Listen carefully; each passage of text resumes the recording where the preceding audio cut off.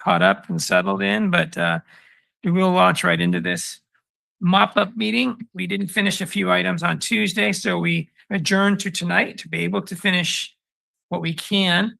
So there's two items tonight, 13C and 13E.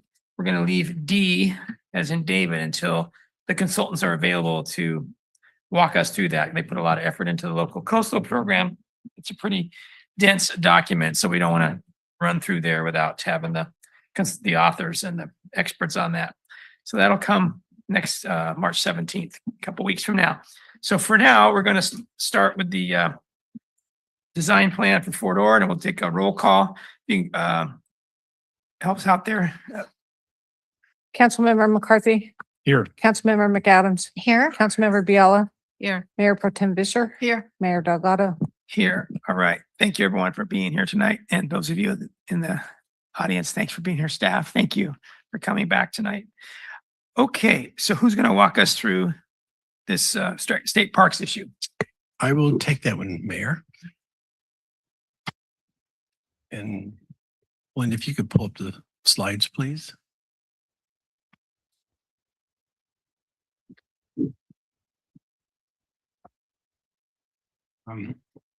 This is a project that actually started a couple of years ago.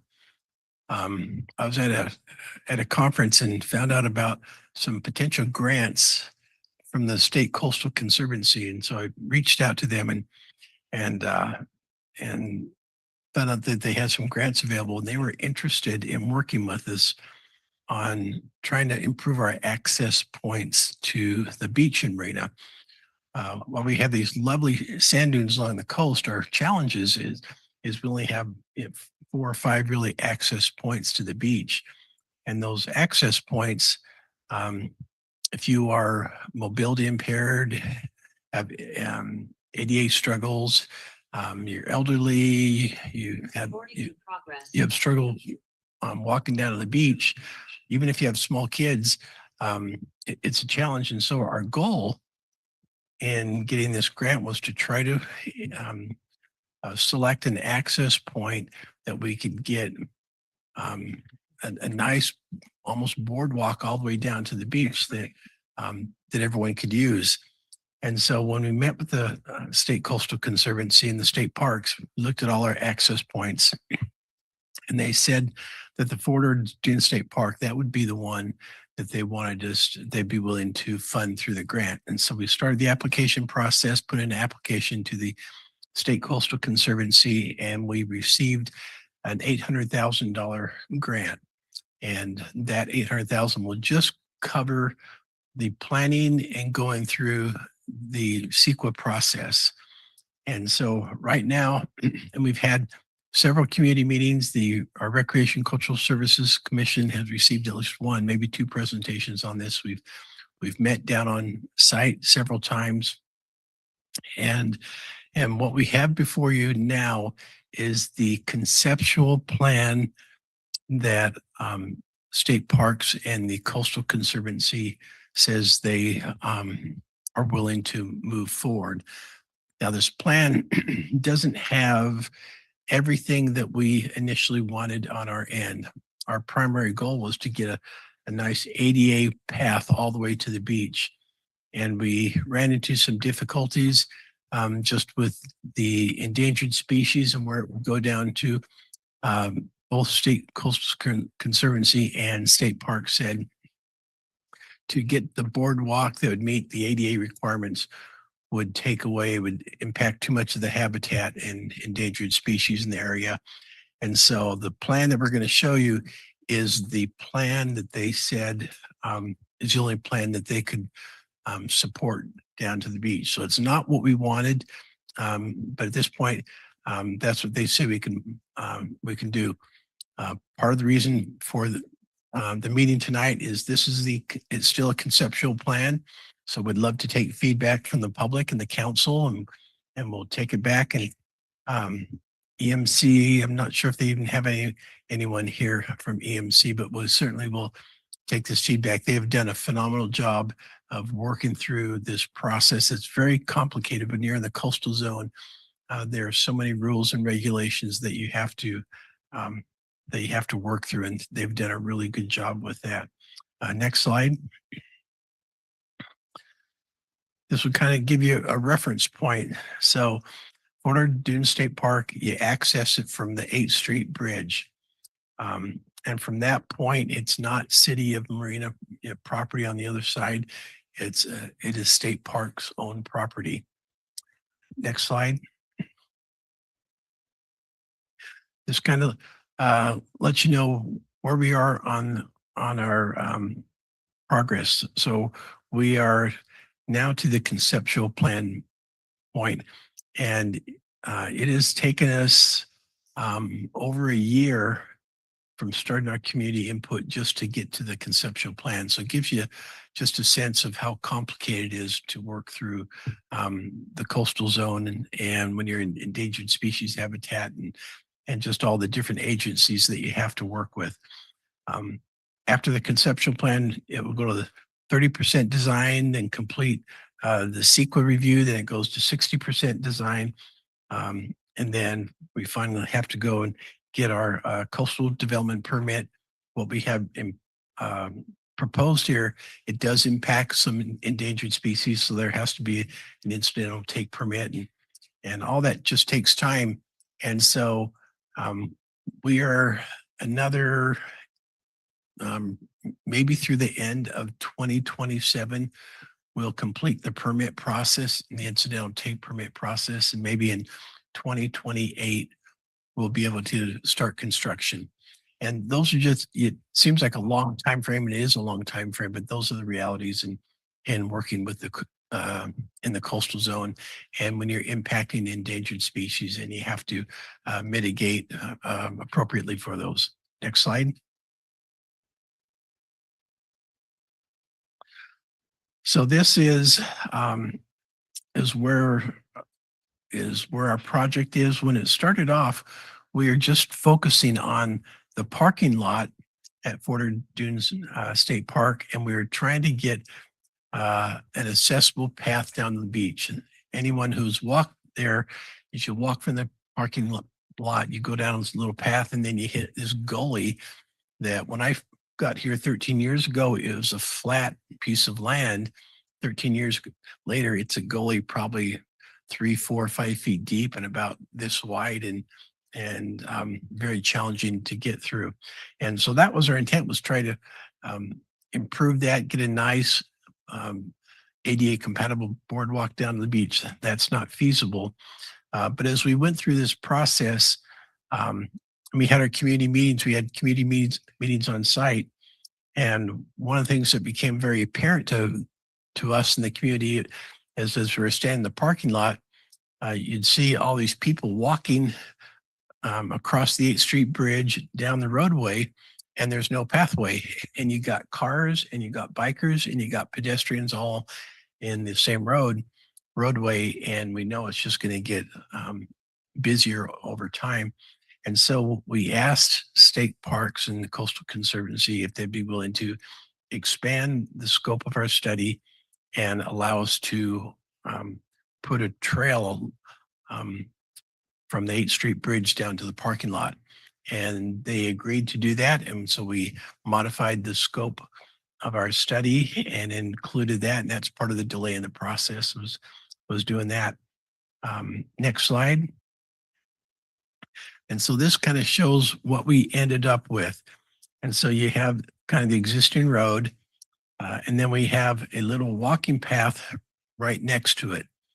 Now, we went through several iterations of the walking path. Our preference was, our preferences with any class 1 bike path or anything, is we wanted to get the walking path away from the road. And so we wanted 3 or 4 feet, even a couple feet of separation between the road and then the walking path. We wanted, our preference was to have a walking path and biking path, so we get both the bikers and pedestrians off the road. But in working with state parks and state coastal conservancy, that would have impacted the endangered species too much. And so putting the separation between the road didn't work. Widening up the path to make it wider for pedestrians and bikes, both didn't work. And this is what they told us they were willing to accept. And so that's why the trail is abutting the road, and that's why it's 6 feet wide. And so it will only be a trail for people walking. The bikers will still have to ride down the road. But again, that going through the process, that is what has determined to be feasible. Next slide. Oh, actually, go back. There's one other point. There's these existing restoration fencing along the side there. We've talked with some people, and I know the Shea Homes and the Dunes, they have some thoughts and comments, I think, on that, and they'll probably be speaking later on about that. We have had some feedback of why is that necessary. That starts to take away some of the views that we like down there. And so that's why I'm showing the whole plans. And if you have comments and feedback, please feel free to talk about that in public comment. Next slide. So we'll be using the existing parking lot. They're going to be reorienting the parking a little bit so buses can have a place that they can pull off and park. A big part was there's porta potty toilets. And so the plan will now include vaulted toilets. There's no sewer down there, so we can't have regular toilet facilities, but at least it'll be a nice vaulted toilet facility, better than porta potties. It's going to add these picnic areas. It's going to add more bike racks and biking areas. The existing dumpster there is going to have an enclosure around it. And we want to put in some nice signage for the area. So that gives a sense of how the parking lot will be. Next slide. If you've been down there, when you walk from the parking lot, you walk up, and on this photo here to the left, where it says Dunes Restoration. That's the existing viewpoint. And you can walk up to there, and you're kind of right to the edge of the cliff. This photo doesn't show it. And you have this beautiful view of the ocean. Since I've been here, the coastal erosion has covered at least 6 or 7 feet. There used to be a nice boardwalk from the parking lot to that viewpoint. They finally gave up fighting coastal erosion. And so that is now completely buried, that boardwalk. There used to be signs up there, and they're all buried by coastal erosion. And so if people don't think that coastal erosion and sea level rise is real, it really is. And you can see that happening. And so state parks, they want that viewpoint to go away because it's going to continue to get coastal erosion, and people are, they have fences there. They walk out, cut through the fences, and they climb down the cliffs, and it causes further coastal dunes damage. And so they want to stop that. And so that viewpoint is going to go away, and they're going to restore those dunes there.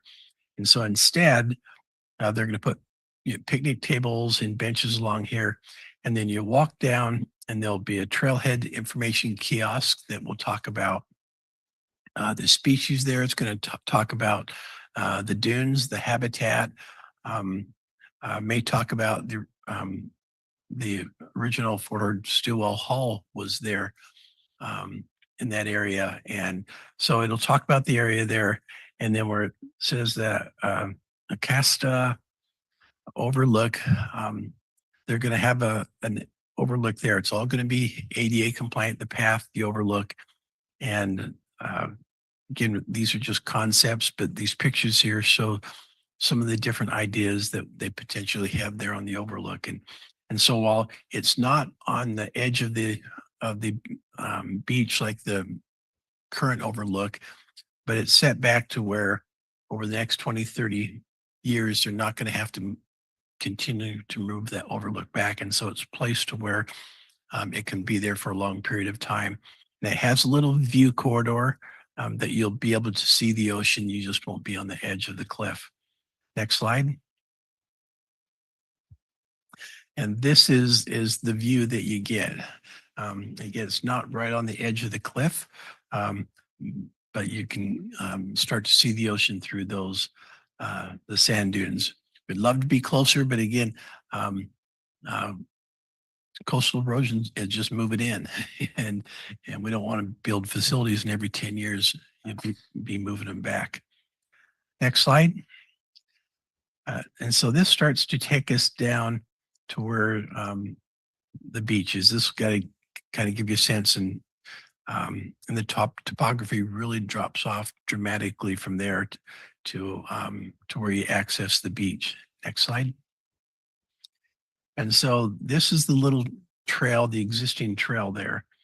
And there's nothing accessible or ADA compliant about that trail. And so, as I mentioned earlier, our goal was to take it from this starting point and have a boardwalk that would meet ADA standards. But as they designed some concepts for the boardwalk, the grade drop is so steep in that area. The boardwalk, it probably had 5 or 6 switchbacks on it, and it really starts to impact the species there. There's a lot of water overrun from the hill, and when the State Coastal Conservancy State Parks looked at it, as much as we wanted that ADA boardwalk, it just wasn't going to be feasible.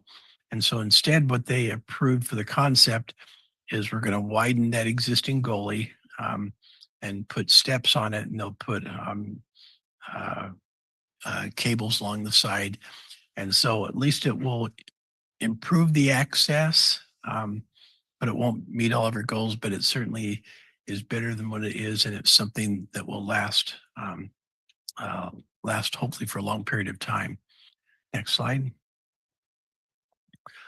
When we started this process and when the city council approved our application for the Coastal Conservancy grant, one of the key things that we had to commit, and we committed that in the application process, was we had to maintain the improvements that they put in. And so as we talked with state parks, because this is on their property, the new improvements going in are it's the little pathway from 8th Street Bridge to the parking lot.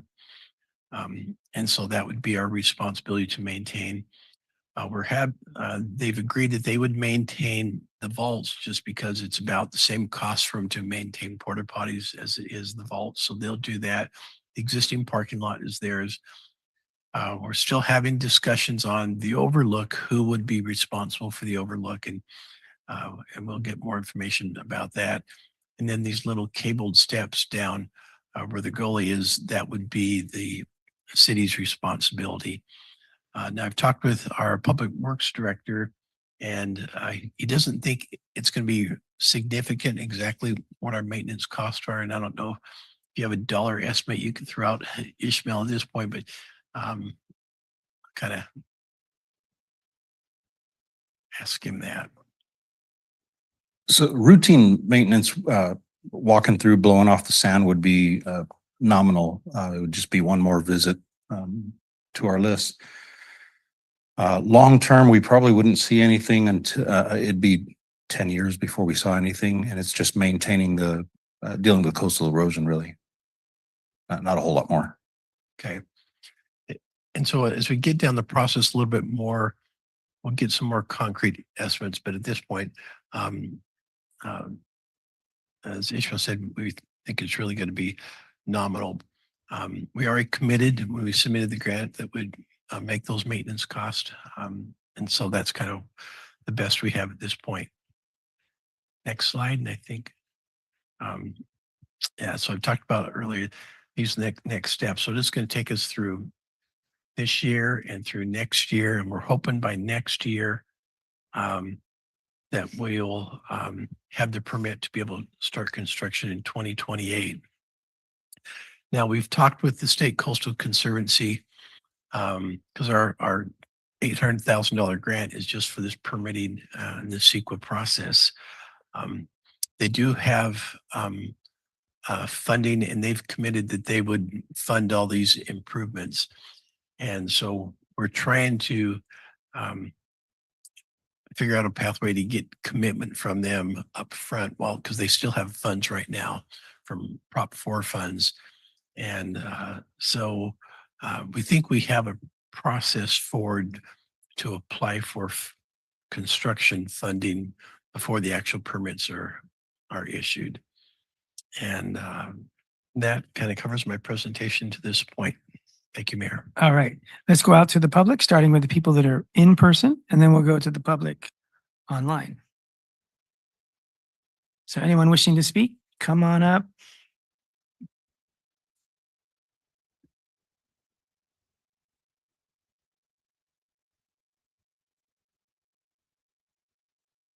There we go. Good evening, Mayor and Council. My name is Don Hofer, and as you guys know, I'm with Shea Homes. I'm also the president of the Dunes Homeowners Association and the Rooftops Homeowners Association. And of all of your constituents, I am one. I am a resident of Marina, and I am the closest resident of Marina to these improvements and to the state park and the 8th Street Bridge and everything you're talking about. So thank you to staff and to the city for taking on this ambitious project. I know it's not easy. I had an opportunity for the first time today to review the plans or the staff report. And we sent a letter, although Doug Yount, who I think is online, intended to send it. I think it got bound up in his email potentially. And so I did bring copies of that letter I can share. Oh, you guys have them already? Okay, perfect. And so a couple of quick comments I'll make, and I want to offer myself, and then also there's quite a few homeowners that walk this area all the time. And to the degree the association can be of assistance or involved in this, I think they would really like to be. And so I'll offer that also if it's of assistance. The first issue has to do with the concrete sidewalk that is planned adjacent to the street. Couple of issues there. One of them regarding drainage. You know, that's basically like a county road standard that's out there. There's no sidewalk or curb and gutter. So when you add a curb to that street, a vertical curb, it's going to create drainage issues. So while I appreciate the idea that we want to maintain as much land as we can for endangered species and other things, it sure would be nice if there was a way we could find a detached sidewalk, which I know Lane, you talked about. I envision, or I know a lot of people envision, you know, when you walk through Yosemite on a path, you're detached from the roadway. It's a pleasant experience. This is a beautiful environment out here. And to be experiencing it as a pedestrian adjacent to a roadway just seems wrong. And so to the degree that it's not a concrete path, that would be fantastic. By detaching it from the roadway, you eliminate the drainage issues. And then furthermore, within the dunes, we have this boardwalk that goes all the way from the dunes, retail center through the community out to the 8th Street Bridge. How wonderful would it be if we had this sand colored boardwalk that extended out to the parking lot and the overlook and was an experience for the pedestrian to walk through that environment? So we would be big advocates. And I know, Lane, your staff report was fantastic, and I appreciate that you guys have worked hard on it. I don't want to create issues and problems, but to the degree we can be involved and help advocate for that with state parks and others, Thank you, Doug. offer that. And thank you for your letter as well. Okay. Am I at time?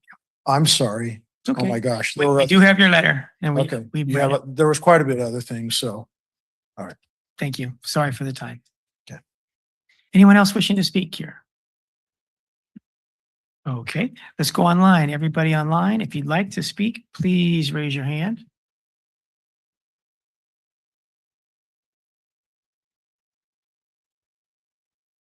All right, Shelley Cannon.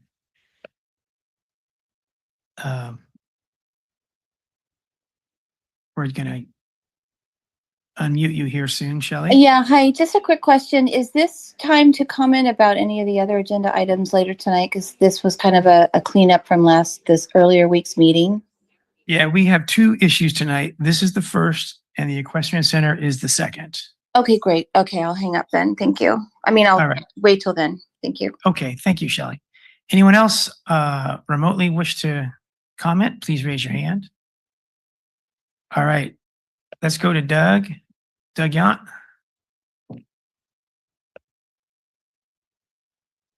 Yes, Mr. Mayor, can you hear me? Yes, we can hear you. Yeah, thanks, Bruce. Council members, I just want to continue on a little bit. I know you have the letter there from Don relative to Shea Homes and some of those issues. It's important to mention a couple of others. I think one particularly is the fencing, not just on the pathway that is contemplated, the fence along the roadway or the pathway out to the overlook and that loop. I think it'd really be better served by having the cable and the typical cable type fencing that you see versus a larger static fence that really wouldn't really enhance. I think you can keep the same control or concerns about control into a restorative area using the fencing or using a much less intrusive fencing. Also, the bridge itself, my understanding is I believe MST has some responsibility for participating in improvements on the bridge per their coastal permit or other permits relative to the transit station, and would be good to partner with them relative to bridge improvements. This is an opportunity now to really look at that bridge, which, as you know, the fence height on the bridge, why a lot of people walk along the street versus on the bridge side or on the sidewalk adjacent to the bridge on the north or the fencing on the north, is that it's that guardrail or the railing is very low and it's potentially an unsafe situation. So I think you really want to take a close look at that, look at it as an opportunity maybe to do some ornamental and some decorative, really spruce up the entire bridge there. And as Mr. Hofer mentioned, bringing that boardwalk with the stamped concrete and coloring across the bridge sidewalk so it ties into the whole dune specific plan. And as you can see, and I think one of the diagrams to the letter, an illustrative plan illustrates that that boardwalk concept was intended to go out to the state park. So just some additional points there, Mr. Mayor and Councilman. I appreciate the opportunity to provide input into this important park improvement. Thank you. Thank you, Doug. I know you and Don only had 3 minutes each, but we do have the opportunity to go through this letter pretty carefully before this issue is voted on. So thank you both for that comment. Anyone else online that would wish to comment at this time? Just raise your hand. All right, not seeing anyone. We'll close public comment.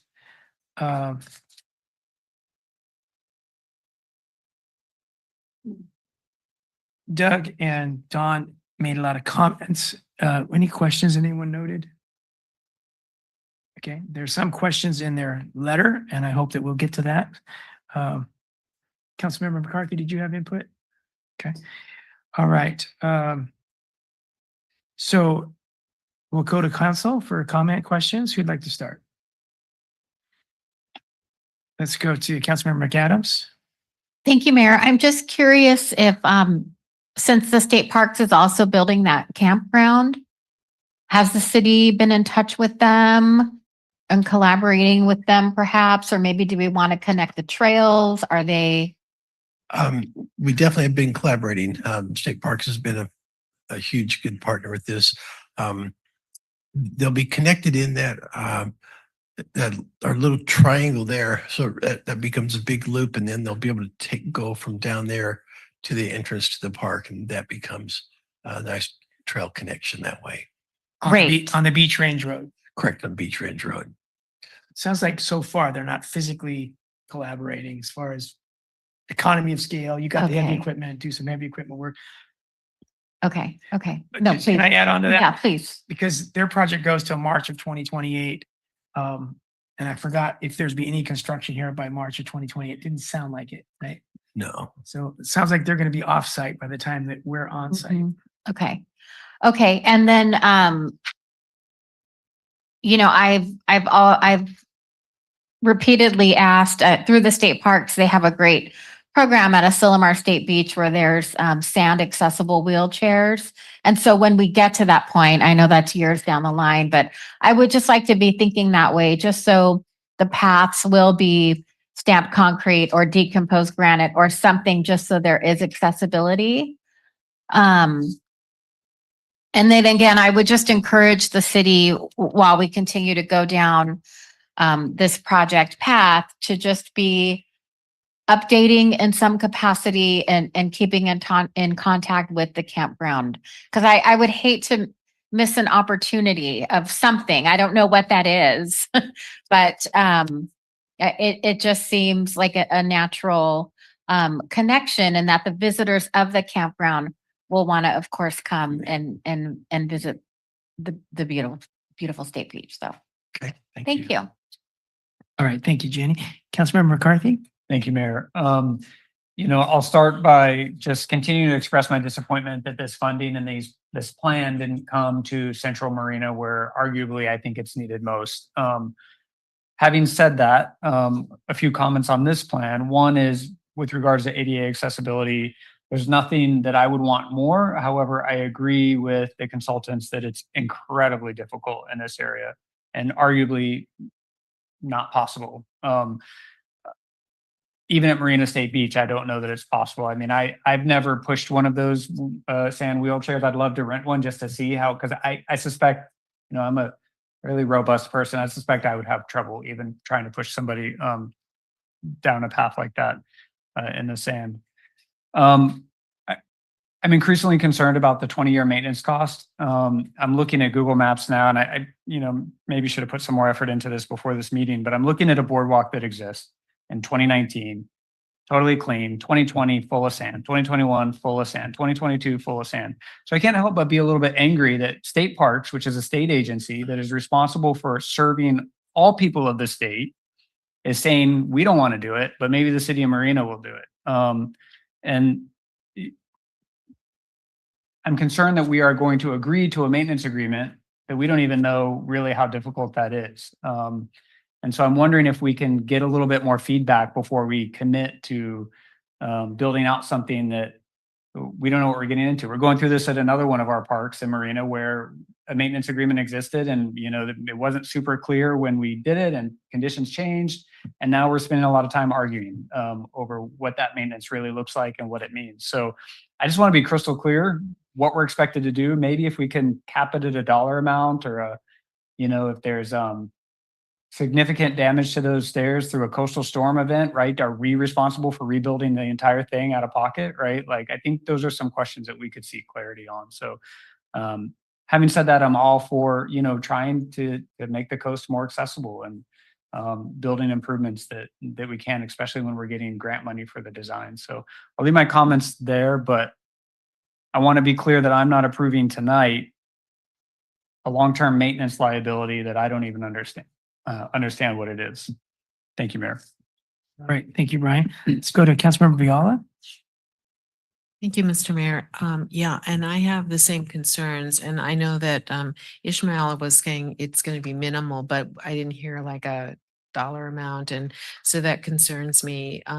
This is an agreement with the state, and I will say that we have had a lot of difficulties with getting the state parks to do their share of maintenance that apparently, is part of their responsibilities on the Marina State Park and Dunes Parks. And so beach area. And so I just am really a little cautious about holding them accountable for the other side of the agreement. And do we have any idea how much their side, if ours is minimal and their maintenance costs are in the order of what? Do you know that? I don't know. Okay, because that is an area that even several of citizens, including myself, had gone and spoken many times with the state parks, and it hasn't been, a terribly responsive endeavor. And so I just am concerned about that. Looking forward to building something wonderful. And again, to Council Member Vischer's always diligence about reminding us that you may have something nice, and sparkly and new, and then without the maintenance, it becomes, an unsightly kind of project in the end. So if we could please clarify that.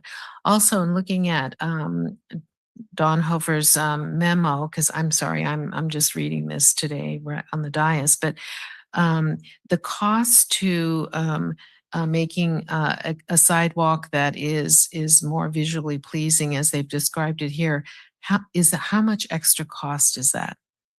And I know that it is very nice when you see get the Dunes shopping mall. That's what you're talking about, is kind of an imprinted, and it kind of looks like a boardwalk, but it's not. It's concrete. That is a nice style, and I just need to know like how much extra cost that is, because it would be a beautiful thing. And these kind of things are going to stay forever. So if we can possibly do something like that, I think that would be very beneficial for the future, knowing that we're never going to rip it out and start building something later, no matter how desirable it might be. And also, could we, Lane, have you read carefully all of these, or did you just receive it too? Because I'd like some idea of, for each one of these things that he has brought up, that we really look at each individually and come up with, can we do it? What kind of money does that involve? And one actually seems like it's going to reduce the cost. So that might be something that we can balance with a more decorative pathway, concrete. But and I do like the low cable barrier system, which they're saying that would be less less cost and more visually compatible. So if we can take the other ones too, and I just want to say about the pet waste stations, there are no dogs, right, allowed on the, I know that people will walk it on the trails on the main drag, but it still holds, right? On state parks, we don't allow dogs. I'm not positive what the regulations are. Yeah. I'm pretty sure that at their campground, dogs will be allowed down there. Okay, because I I'm- thought it was pretty firm that there are no dogs allowed on, Yeah. you On the know, hard surfaces, on the roadway, they're allowed. They're just not allowed on the on the beach. beach. Okay, so, wherever we're placing these pet waste stations, we have to be a little bit knowledgeable about where those places are, because if we put any nearby a place that is no dogs, you're basically inviting dogs in those areas. I just want to caution about that. But yes, if there are dogs allowed, we should do pet waste stations. But anyway, and I don't understand so much the meshing things, but if you could please I don't know, I guess you'll do it. It doesn't come back to council, but you'll figure this out and accommodate as much as you can. I think it depends on what council gives us direction is. If you have a list of things that you want us to take back to work with our consultant, take back to state parks and state coastal conservancy, we can certainly do that. Okay, thank you. Thank you, Kathy. Mayor Pro Tem Vischer? Thank you, Mr. Mayor, and thank you for the letter from Shay. I agree with the boardwalk, if we can try to get that in. I know it's pretty labor intense. I happen to be watching from my window when they did it in the park next to us. And I always wanted to ask, why is the mold, if that's the word, it's narrower than the pathway. So there were 3 or 4 men, they had to line it up and then rinse the mold and then do the next to line it up with the pattern. Anyway, I've always wanted it and never asked that question. So there might be some cost saving, but I don't know. There might be a reason why they cannot make it longer. But it was cool to see them do it because I love it. It looks really nice. It's so, please try to get at least in a quote for that. And the bridge, yes, MST, the surf busway includes changing the rating because that is way too low. But I don't know the design, and I don't know if Our mayor has looked into that because he's usually good at. Mr. Delgado, I'm listening. do you know the design for MST for the 8th Street overpass? I've never looked into that one. Oh. Because that's a good thing to look into, because that will be pretty significant, what people will see. I Or do don't, you know? I don't know what the design is, but I do know that they'll be raising it up. Yeah, to meet- yeah. meet I know it'll be specs. higher, but it might be just industry design, like not pretty. And this is our chance, especially if maybe the developer has some extra money to make it beautiful. No. Okay, I'm just trying. Okay. Mayor Pro Tem, you know that we talked about this kind of an issue with the Fifth Street underpass. Yes, we did look there. Where it was going to be sort of a K-wall Yeah. design. Yeah. And now it's going to be a concrete wall with nice art on Yeah. it, engraved like you see on bridges and freeways and stuff like that. So it's not ugly. But now we're talking about 8th Street overpass, which is way more visible to many more people. So somebody mentioned coordinate with everybody involved. So okay. Oh, the wheelchair, by the way, I know the wheelchair, the beach wheelchair, they're pretty easy to push. It's amazing. But there, of course, you will still have that elevation, so that makes it harder. But once you're flat, they're cool. Yeah. Okay. And for Council Member McCarthy and other people in Marina who would have liked to see some of the money or all of the money go to Central Marina, this beach is not accessible for anybody who is not really in good shape. You might be able to get down, but you still need to get up. It's for a lot of people. The CSUMB, they walk there. It's that entire area. It will serve many people. Let's see, is my time up already? Or, well, if you had it, Yeah, no. a bit more, we can come back. yeah, to- I'll just mention the maintenance. I so agree. We need to know exactly what will be our responsibility and what will not be our responsibility, so that there's no questions. And I think I read somewhere that the garbage cans will be serviced by state parks. So I assume also the the dog stations.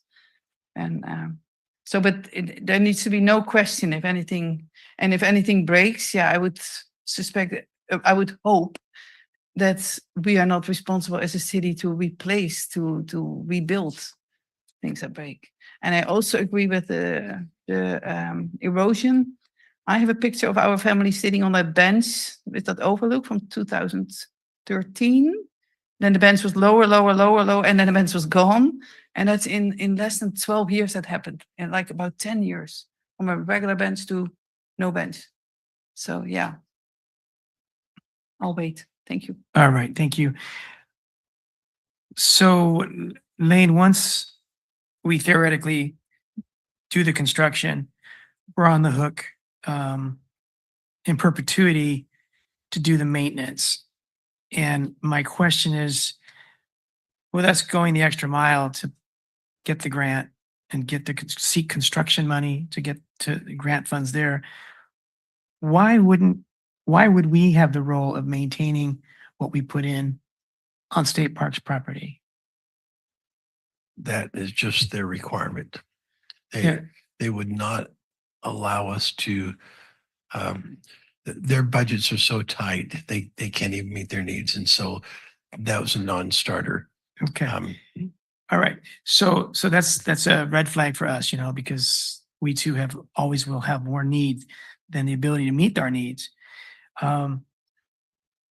This proposed cable steps, as Brian McCarthy and others have said, Councilman McCarthy and others, it's going to get sand on it, obviously. In heavy wind or rain events, it's going to get more sand on it. And because of that, the state parks has essentially abandoned their boardwalk near Reservation Road. And the one down at Monterey Beach, it gets abandoned a while and then they'll redo it, but it's major.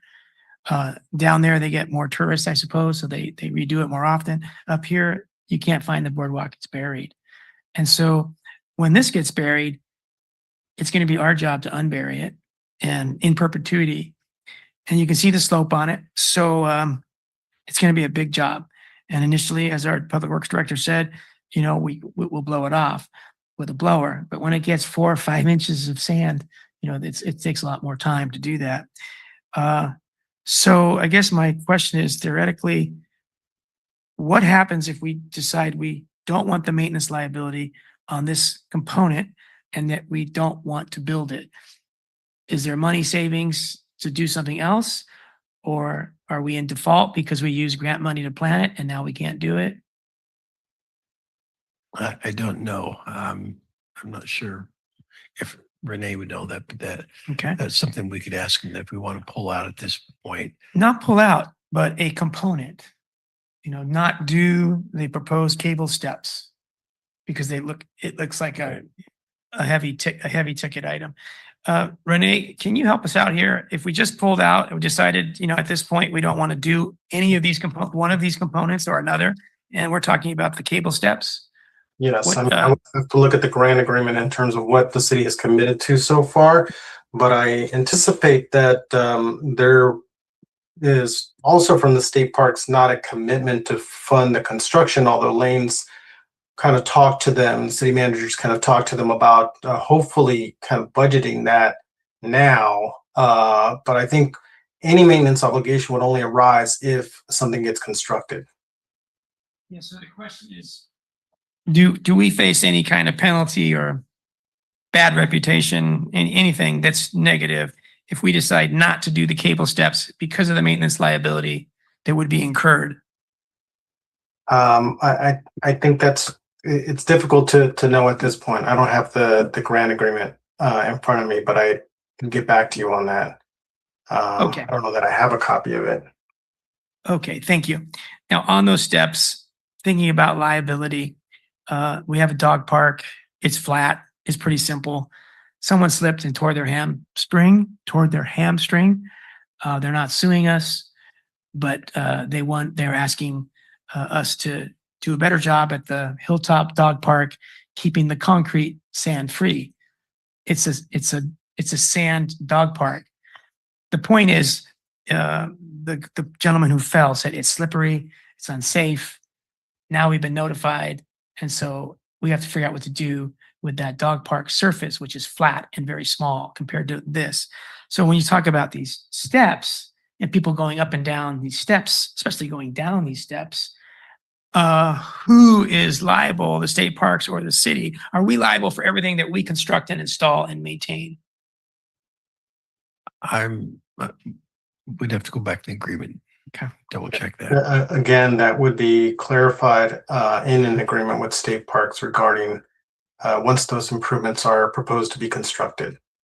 Right now, we're just in the planning phase, as I understand it. Okay.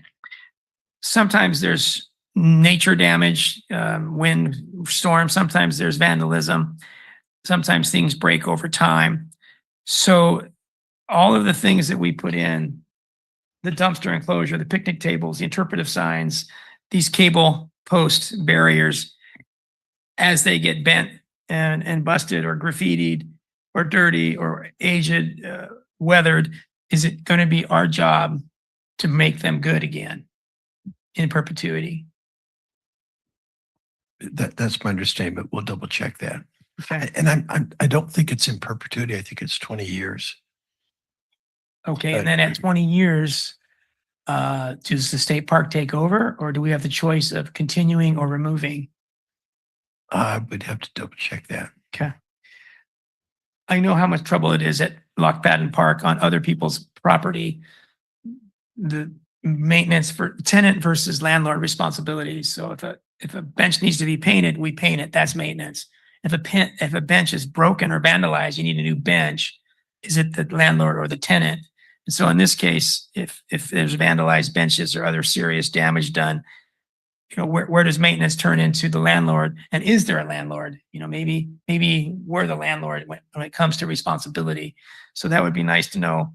Well, all these components that we're going to put in, who's responsible if they get busted or need replacement? Because that's beyond maintenance. But maintenance is a liability, but then replacement is a different issue too. Is the CCC, the California Coastal Commission, very involved in aware and Or this just have to go to them in the future? Yeah, that'll go to them in the CEQA process. Okay. Have they been involved to date so they know what we're doing and that kind of thing? I'm not positive. Okay. Is it your opinion in state parks that this will fly through the coastal commission, that they'll love it? Yeah, Okay. one of the main goals of the Coastal Act is to improve access to the beach, Okay. especially to ADA improvements and things like that. Okay. I've gone plenty long. So I'll turn it back to Councilmember McCarthy. Thank you, Mayor, and I appreciate your comments because I honestly hadn't even really thought of the liability question. I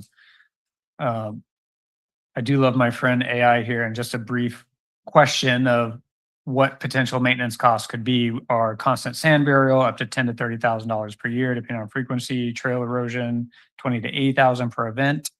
Overlook structural repairs, 50K to 200K, depending on the structure size, depending on damage of things like salt air corrosion, shifting and undermining footings, railing damage, dune restoration requirements, $5,000 to $25,000 periodically, vandalism, $5,000 to $15,000 annually.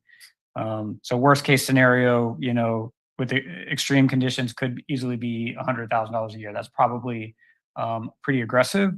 But my earlier comments about, well, let me ask a question to staff. Can we handle $100,000 a year to maintain this park? It's more of a question, Ishmael. We're going to be adding a lot of new parks, and our maintenance costs are going to go up. Because here's what's going to happen. The trail is going to get covered with sand. People are going to complain, just like they do at all of our other parks. It's the California coast that is eroding. I mean, there was an entire book written about the city of Marina and how we have coastal erosion and sea level rise and all of those things. It's going to be a significant maintenance liability.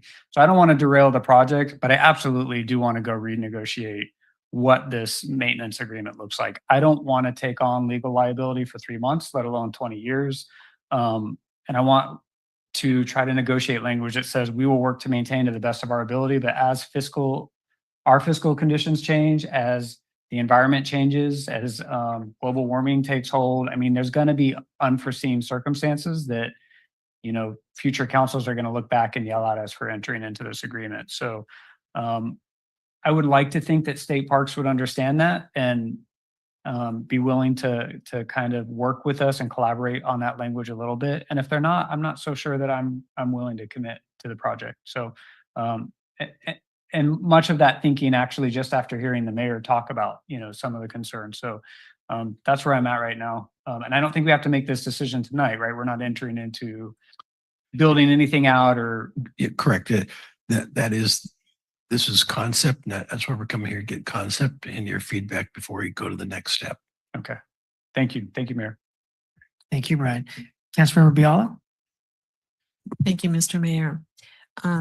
That's for me, when I look at this, because I walked that part of the state park for a long time, and it really has changed over time, and it's gotten more dangerous and harder to navigate, and they periodically do things to fix it, and then it's back again. So that's, something we have to consider.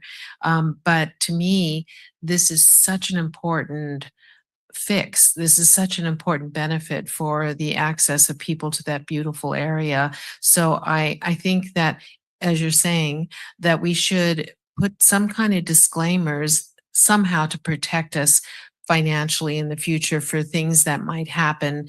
But I personally would not like to say that if we don't get that completely to our liking, that we would walk away from this project. I think we have to we have a good starter amount with a grant, and I think it's really important. It's a beautiful area, and I would just be really disappointed to see us not go forward on it. In addition to what the mayor has said about the liabilities for people falling because of, shifting sands and covering the boardwalks, et cetera, there's the cost of maintenance. But again, I don't know, and maybe the attorney can advise us on this. I mean, sand is just part of what our parks are about. I mean, now if we say we build something and now we're liable because somebody might slip on the sand that's on the sand dunes. I mean, that's kind of a, a strange concept. So is there any way legally that we can post things? I mean, I know that even at the pump track that we have signs because we're trying to protect our liability. That there are certain things that if you don't wear helmets, if you take your own risks and I don't know the exact verbiage on those signs, but is there anything that we can post that will help us with the liability? Otherwise, if we're to assume the off chance of somebody slipping on sand in a sand area, I mean, that's we don't have enough money to protect ourselves for every event like that. So is there anything that legally helps us in mitigate that risk? So certainly signage can help, like the signage that you described. One of the things that will probably be negotiated, I would think that perhaps the state would want to shift some of its liability, given that the maintenance would be the responsibility of the city. But I assume that there would be some negotiation in that regard. I don't think that we can take on, the liability will be, whatever we take on will need to be pretty specific. But again, that's to be negotiated as we move forward with this project. And then to think of the signage as a way to mitigate some of our risk, whatever Correct. that is. So We would we work have with to them really, on appropriate signage okay, for both parties in Right. this respect, right? To mitigate the potential risk to both the city and the state. right. I'm going to put it in a bigger picture. And we have far more exposure in all of our paths and parks and everything around the city, and putting signs constantly, that won't work. And so I don't think signs is going to be a huge difference because we have that same liability. And Renee can jump in here, but the state gives a lot of liability protection in our parks and our public areas like that. And somebody slips and falls, there's a leaf, they slip and fall. Generally, we are protected from that. Now, if there's gross negligence on our part, it's a hazard that we know about, and we know it's a hazard and it's injurious, and we don't do anything about it, then it's a very different standard that we become liable. But any park, any dog park, there's going to be sand, there's going to be leaves, there's going to be twigs that fall on it, and generally we are protected under that standard. But Renee can offer a lot more help.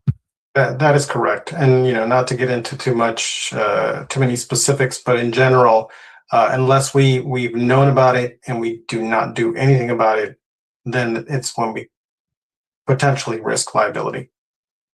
Okay, well, that's comforting to hear that maybe we're overthinking all the liability issues, and I appreciate that feedback. Thank you. All right. Thank you, Kathy. Mayor Pro Tem Fisher? Thank you, Mr. Mayor. I hate signs. People know. No, I know we need some signs to show where the park is and to explain what's there. But I have understood, we have had the same discussion at HOA with parks. And I have understood the main thing is that you maintain everything in good order. And because otherwise I've asked signs, okay, how large does the print need to be? Where do they need to be at each entrance point? How many languages? Once you start, and you need to maintain the signs. We have so many signs in the city that are not readable anymore. It's so the fewer signs, the better. And I would think, I just had two, you won't believe it, just two.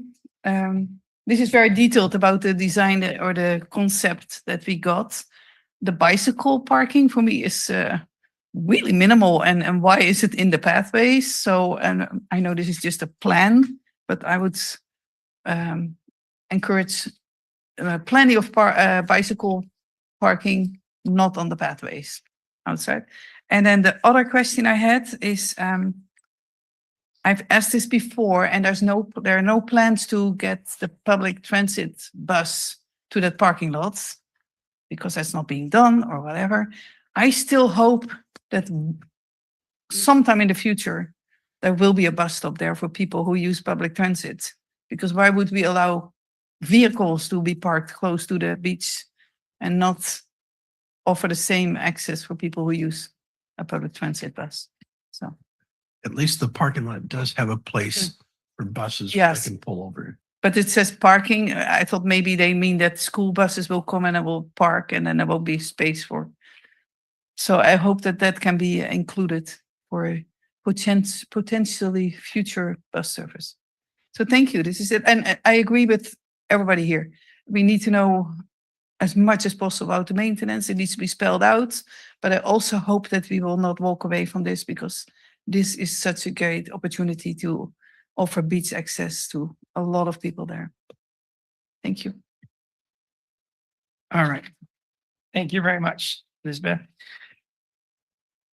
So I'm thinking down the line of not spending the money on the beach access trail. It'd be nice to know how much these different components cost, but at least the beach access trail, it'd be nice to know how much it costs.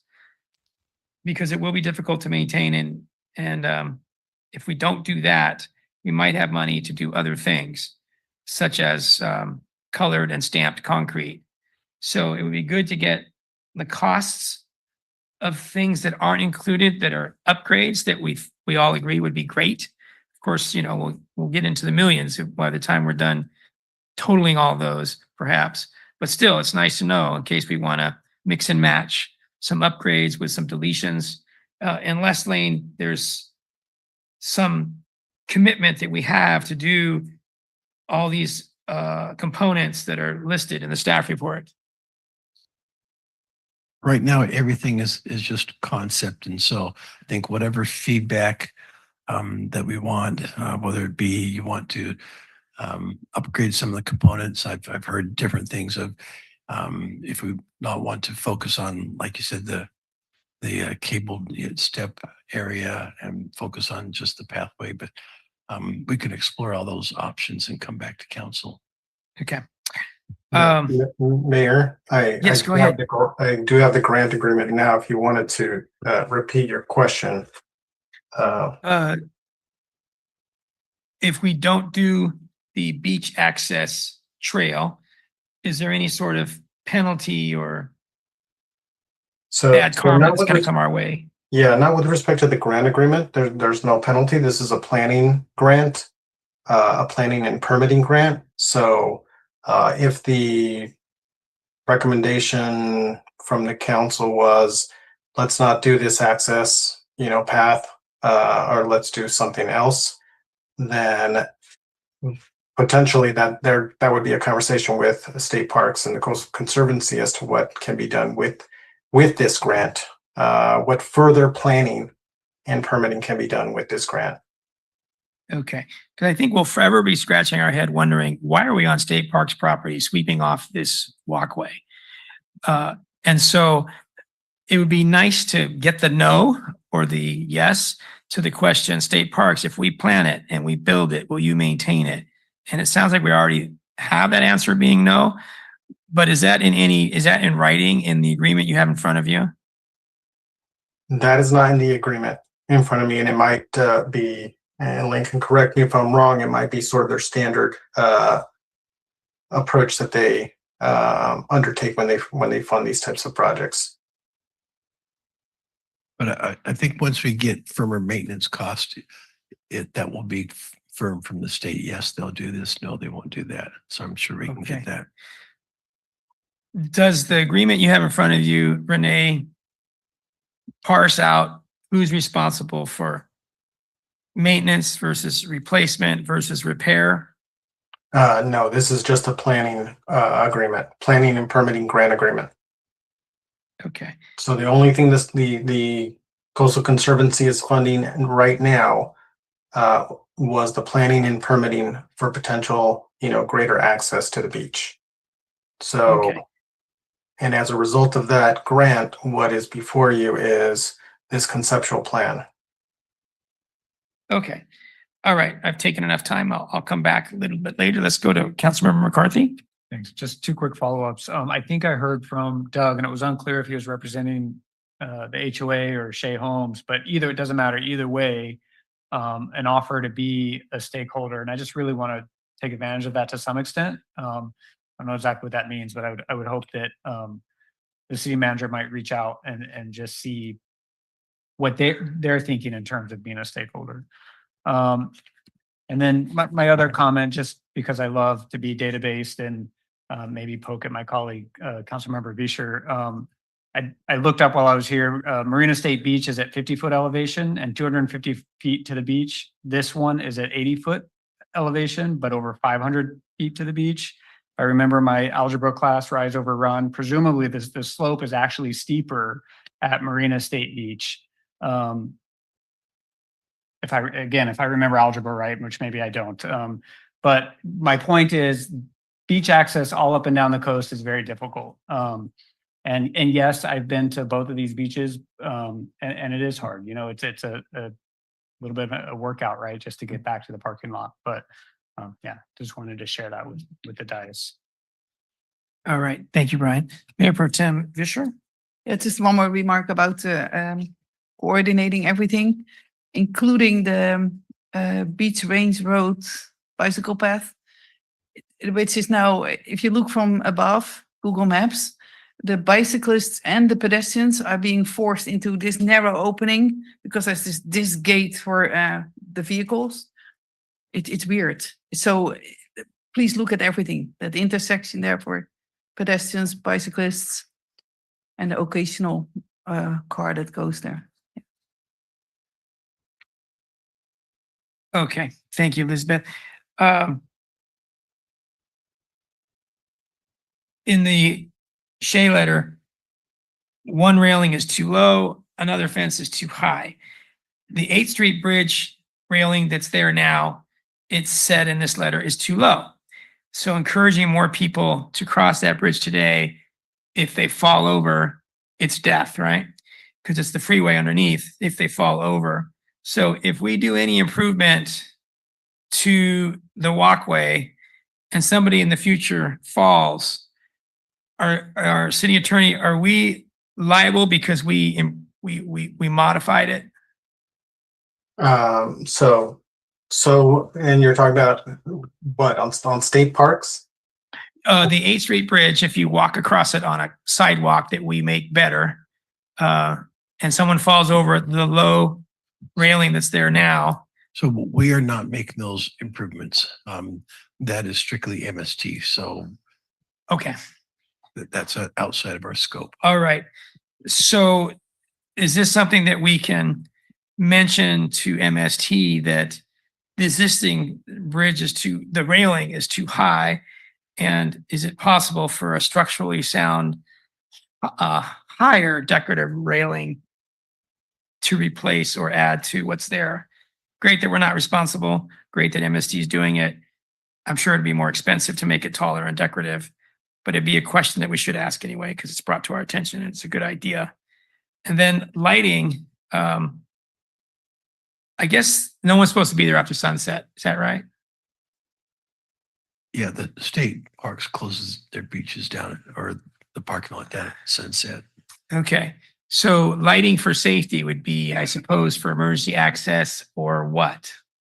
Why would we need lighting? No. Just because I know the answer to this. Yes, go ahead, Brian. The parking lot closes, but the Coastal Commission rarely prohibits people from being on the beach any time of day or night. I mean, pedestrian access is usually open. I think in Huntington Beach, there's a few locations where the Coastal Commission has okayed closing the beach to pedestrians, but I think that's pretty rare. Ah, okay. All right. Now, if you do have nighttime visibility with lights, it is safer, but it also attracts more people, right? So that's something the And state parks might not agree with. Go ahead, Mayor Pro Tem. I know from the MST project, they're only allowed to add lighting at the underpass, the 5th Street underpass, and the Coastal Commission doesn't allow any more lighting. So I don't know, it's probably the same for here. Right. So. Okay. Have we fully been in communication with MST and what they're doing on 8th Street to marry up to what we're doing on extension of to the beach from 8th Street Bridge? The consultant has been doing that. And so I'm not sure to what extent, but the consultant has been talking with them. Okay. Seems like it'd be nice to have an on-site field visit between us and MST to say, you're going to do this, you're going to end here, we're going to pick up where you leave off. You know, are we doing the best we can to coordinate construction, planning, and all that kind of thing? Okay, so the one that's too low or the one that's too high is the fencing along the roadway to the beach parking area. The fencing that's proposed, I don't know what it looks like, but it's as said here in the Shea letter that a continuous 4-foot or taller fencing along the roadway is visually intrusive and more expensive. Can we do the lower cable post barrier system, you know, similar to what you have shown in this picture going down the coast access trail? That's native habitat too. And so this is meant to keep people from trampling the adjacent habitat. So if we have a fence going up to keep out of restoration areas, wouldn't it be not safer? Wouldn't it be cheaper and less intrusive to have the same kind of post cable barrier? I think we should ask about that. Good point. The pet waste stations, I guess we need those costed out. We need to know where they should go. We need to know if they should be in the plan, because they're not in the plan now. Is that right?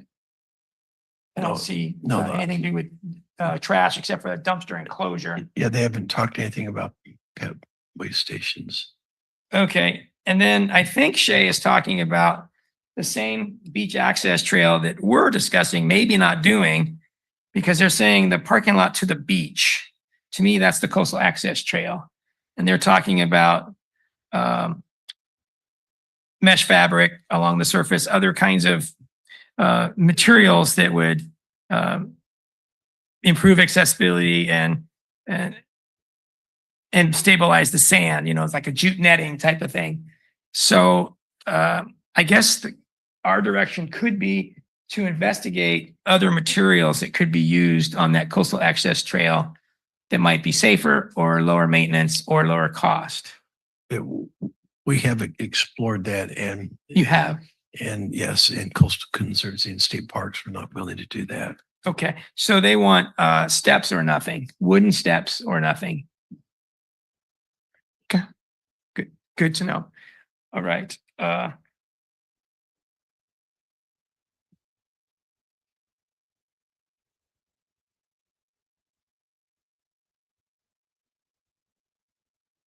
That's it. Okay, so if everyone doesn't object, why don't we start to build a motion? And I think what we're shooting for is direct staff to proceed to 30% design. And I think we can add to that with some of these ideas that might be included in the future design, and some side issues like cost out this or that, whatever it is that we want to do. And if we get too far out of this proceed to 30% design agenda item, we have our city attorney and our city manager to keep us within those sideboards. Yeah.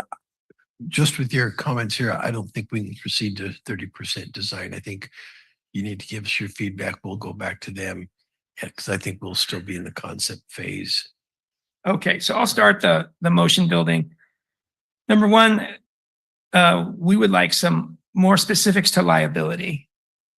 So we know what we're liable for and what we're not liable for, especially for the more dangerous things, not the pet stations, you know, but especially the coastal trail. And number two, that we want some more specifics on who's responsible for maintenance, replacement, repair. And number three, that we want costs, two kinds of costs.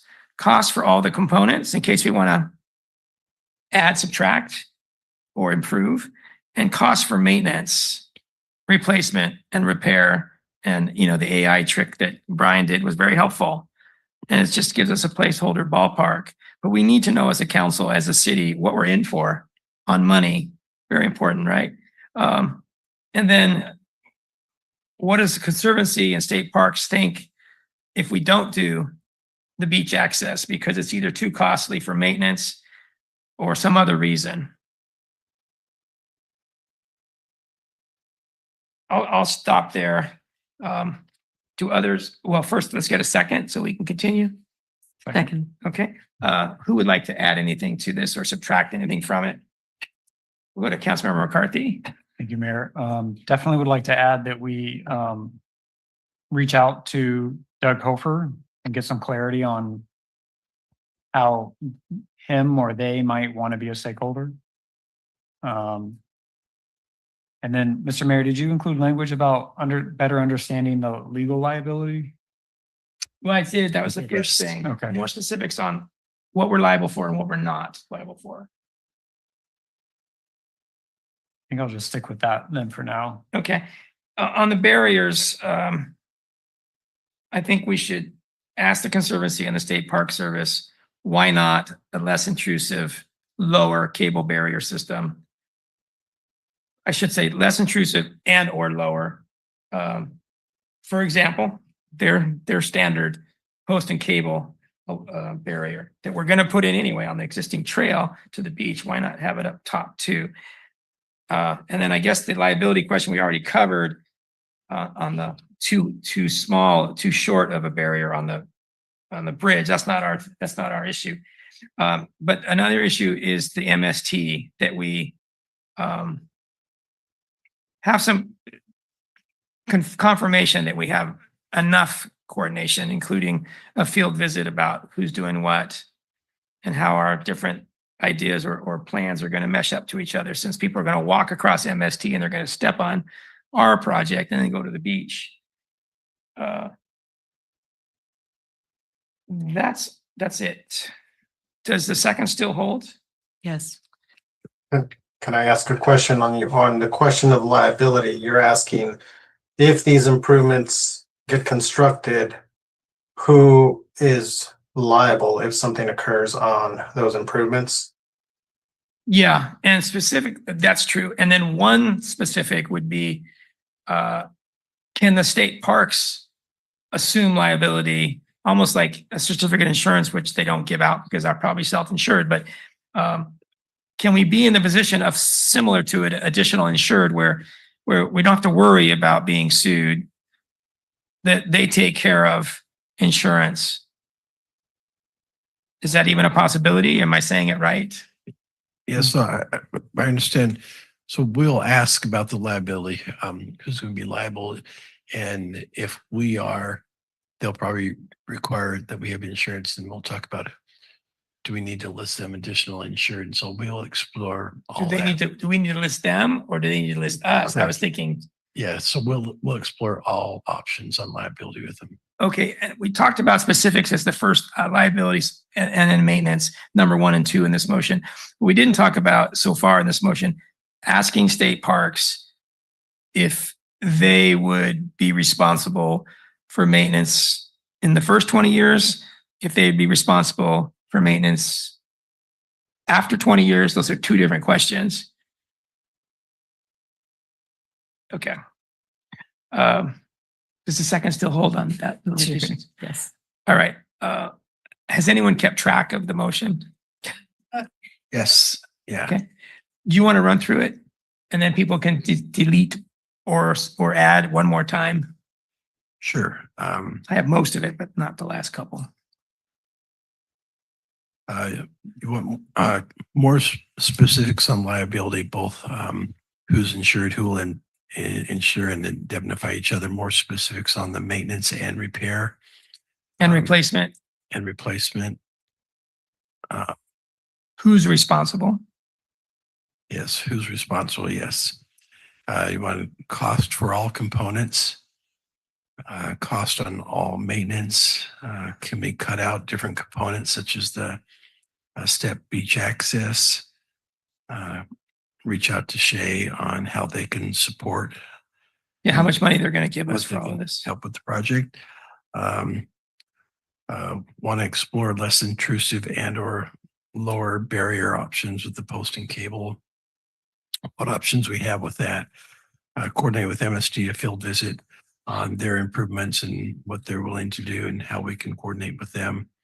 And will state parks be responsible after 20 years for the improvements and the maintenance? And would could they be responsible for the first 20 years? Make sure we get the no, Okay. like in writing or something, I don't know. So we know what we're gonna have to pay for when this comes back to us. Anybody else want to delete or add anything? Councilmember Fiala? Just a thought on the liability issues. Do we want to include any recommendations for us to reduce liabilities? Like we talked about signage or some other mechanisms for state, for So parks. just Or to is that- clarify, so that is what my job is to do. So to the extent you don't request it, that is what I will do Okay. anyway. Thank you. Renee, a quick question. I'm sorry. Sure. You have one? Renee, a quick question. We're sort of free from liability to some extent at a skate park or a pump track. Is there any similar coverage at a park where we have stairs?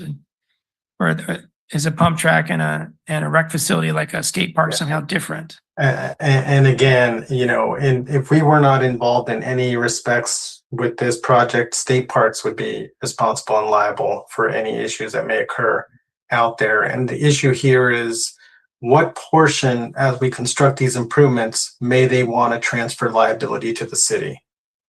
So it will be probably component specific, and it will be as to which improvements, get constructed by the city on state parks. Okay, so I guess my question wasn't clear. If a skate park, you're at your own risk, and a pump track, you're at your own risk, why are you not at your own risk if we're walking down a stairway to the beach? So again, you would be at your own risk unless there was a known issue that we then didn't go in a reasonable time go repair. So if there was a step that was broken and we knew about it and we knew it could cause injury and then we didn't do anything about it, then potentially liability may arise. Okay, so there's no difference if you unfortunately break your elbow at a skate park or you break your elbow on this coastal access trail. They both have the same laws involved. Okay, thank you. All right, does everyone have any questions or comments before we go to a vote? All right, all in favor, please say aye. Aye.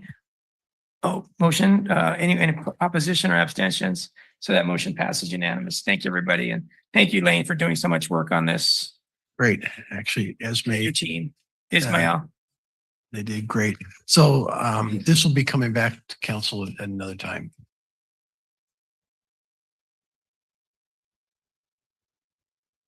All right, so now we move to a request for proposals, perhaps for a long-term concessionaire agreement at the Marina Equestrian Center. And I'll be handling that also, Mayor. Okay. Belinda, if you could pull up the picture of the equestrian center. Great, thank you.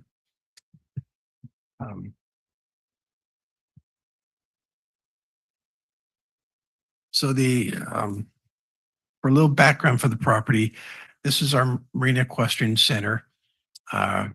This right here totals about 27 acres, maybe up to 35, but we'll say 27 acres right here. Currently, we own the property, but it came to us from the United States Army. And when it came to us, it was subject to regulations from the National Park Service because it's a National Park Service conveyance, and those are deed restrictions are in perpetuity, and essentially that park has to be open, available to the public for park and recreation uses. It can't be any private type use, and that had been the issues for the previous 20 years with the Marina Equestrian Association and trying to hit that balance of private boarding, private use, and ultimately the National Park Service said it was not compliance. And at some point, if we operate the park under conveyance out of compliance, they will step in, and it doesn't revert back to the National Park Service. It actually goes to the government agency. I can't remember which government general services. It goes back to them, and then they'll dispose of the property.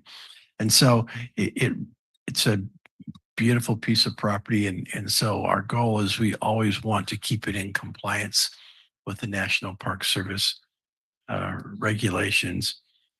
And so back in 1922,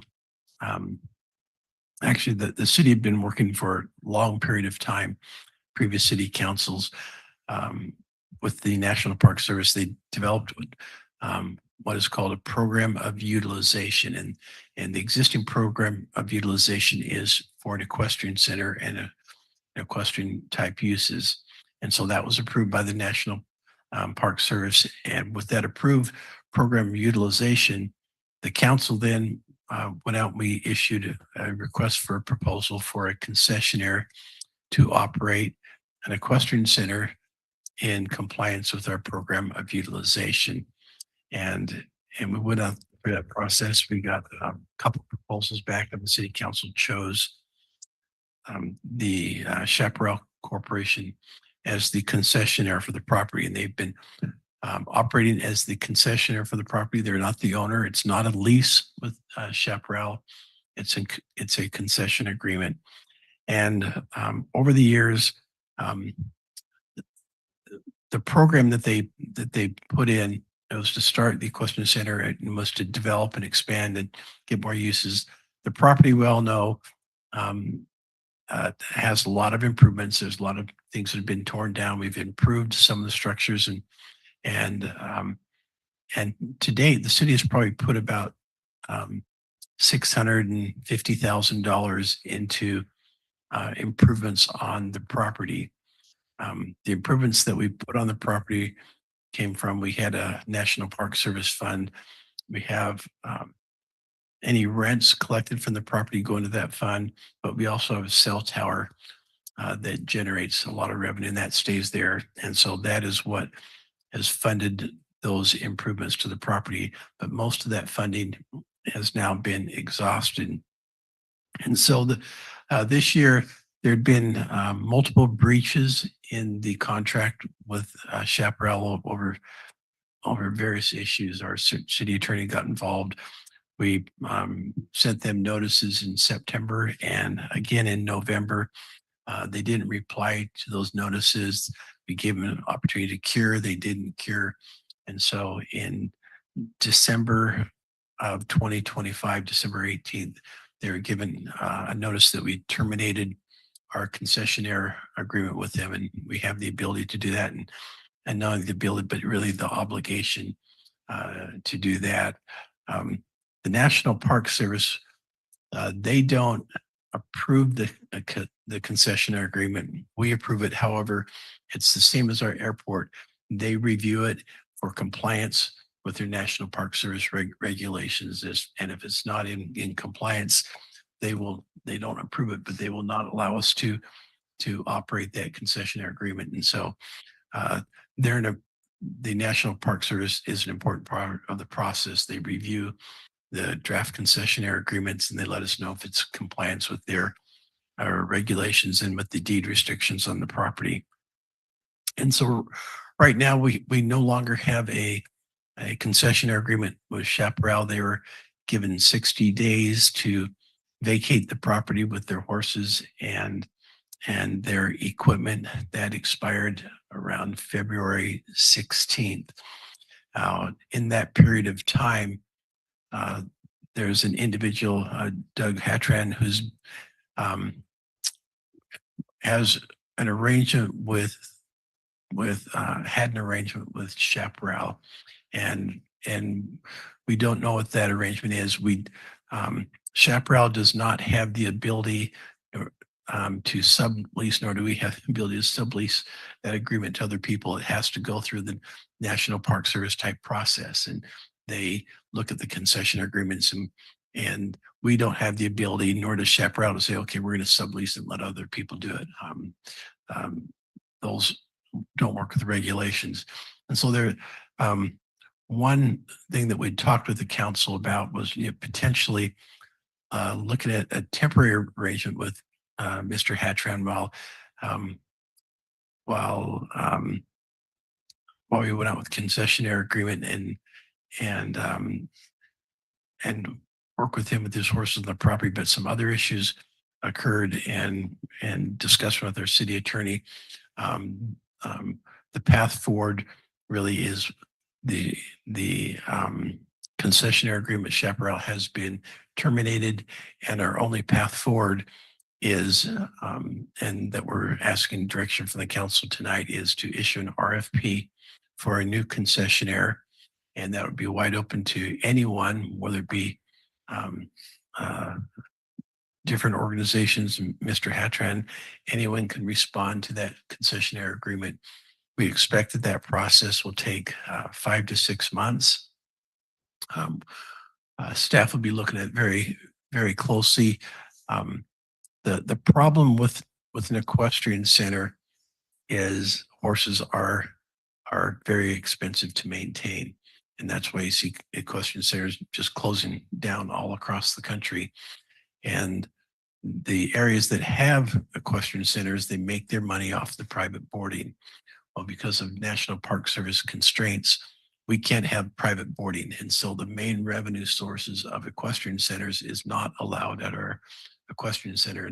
And that's the core of a lot of the problems. That was the core of a lot of Chaparral's problems is everyone had great ideas and great suggestions for improvements to the property, but you have to have a revenue stream to do it.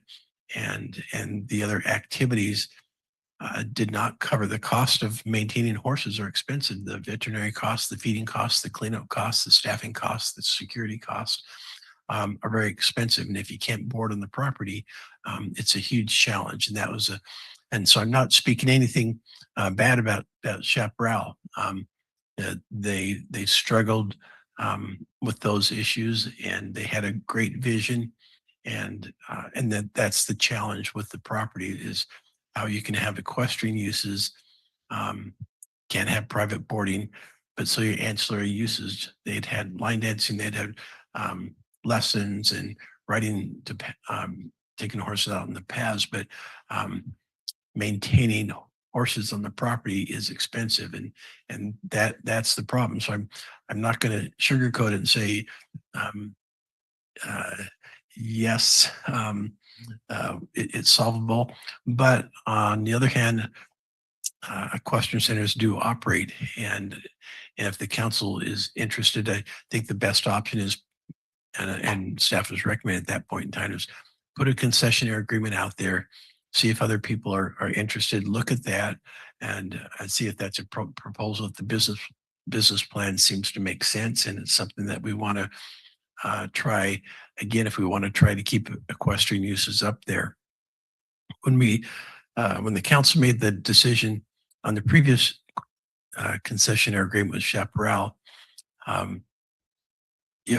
of it we looked at it was it is something that not only our residents would enjoy, but it's something that would bring tourists to the area, that would bring sales tax dollars, and would be something that economically would be good for the city, and something that we could support. And so at this point, staff at work recommending let's try a concessionaire agreement one more time and see what proposals we get, and evaluate them with staff and see where you go from there. Now, as an alternative, we don't have to have equestrian uses, and I've talked again with the National Park Service representative, and he confirmed that we could look at other uses on the property. We could look at other parks and recreation uses, as long as they're public uses. And in the staff report I mentioned, it just off the cuff ideas. We could do a big bike park there. We could do ropes course, and you could do camping. You could do kind of sports courts. There's a lot of different things you could do. We'd have to go through a different process with the National Park Service and put together a new program of utilization and see if that is something that they would approve, and then go through that process. And so that's kind of where we're at. We want to get feedback on the council on where you want to go with that at this point. Okay, before we go to public comment, I have a question to our city attorney. There might be some people that want to talk about whether to terminate the agreements with the current concessionaire agreement and the staff that are there now. Is that within tonight's purview, or are we just talking about the future? So really the item is to get some direction to staff on the future of this park. So the agreement has been terminated. So that's not the subject of this council item. That's just background and is the basis for requesting direction tonight, given that there is no current agreement in place. So if I disagree with the termination that's already happened, and tonight I want to say that we shouldn't have done that, or I want to ask exactly why did you terminate them? Is that the kind of input we want, or are we really just limiting input to doing an RFP for equestrian or doing something alternative to equestrian use? Yes, Mayor. So I wouldn't want to shut off anybody's First Amendment rights to comment on something that is, related to the item. But I do want to say that what is being requested here is, again, the future sort of direction of the Marina Equestrian Center. As to the specifics, those were provided in the staff report. If other information is requested, certainly anybody can request that information from the city to the extent it's public record, so they can go that route. Okay, and can citizens get more information if they do a public records information request? Yes, any records that are disclosable will be disclosed, and those that are not and that are exempt from disclosure would not be disclosed. But yes, Okay. public records would be the way to get information from the city if they were interested in any specifics. Okay, thank you, Renee. Sure. All right, let's go to public comment, starting with those of you that are here in person. If you'd like to talk, just come on up.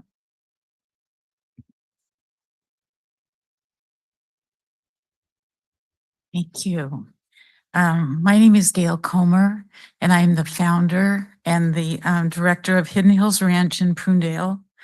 We are proud to be celebrating 30 years service to our community as a nonprofit organization.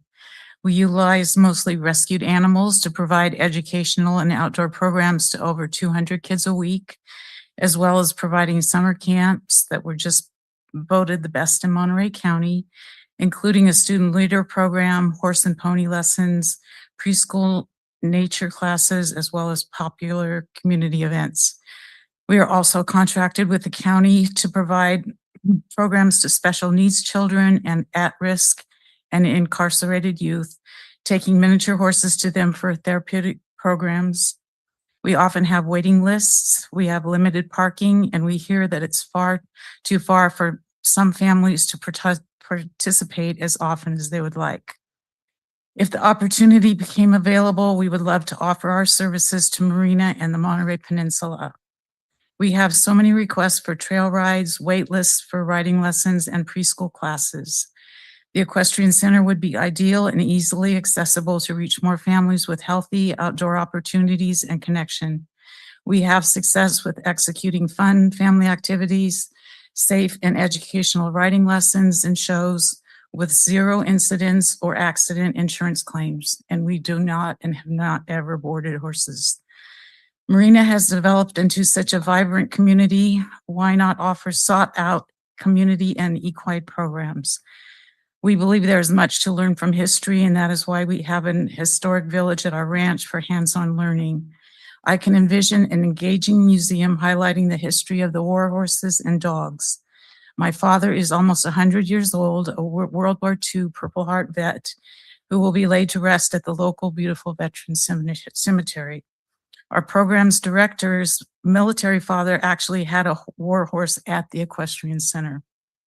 The history of the property is invaluable and must be thoughtfully and respectfully preserved and accessible. There aren't many places that provide horseback riding experiences. The peninsula is a world-class tourist destination, and without an opportunity to ride historic trails and view our scenic bay is unfortunate.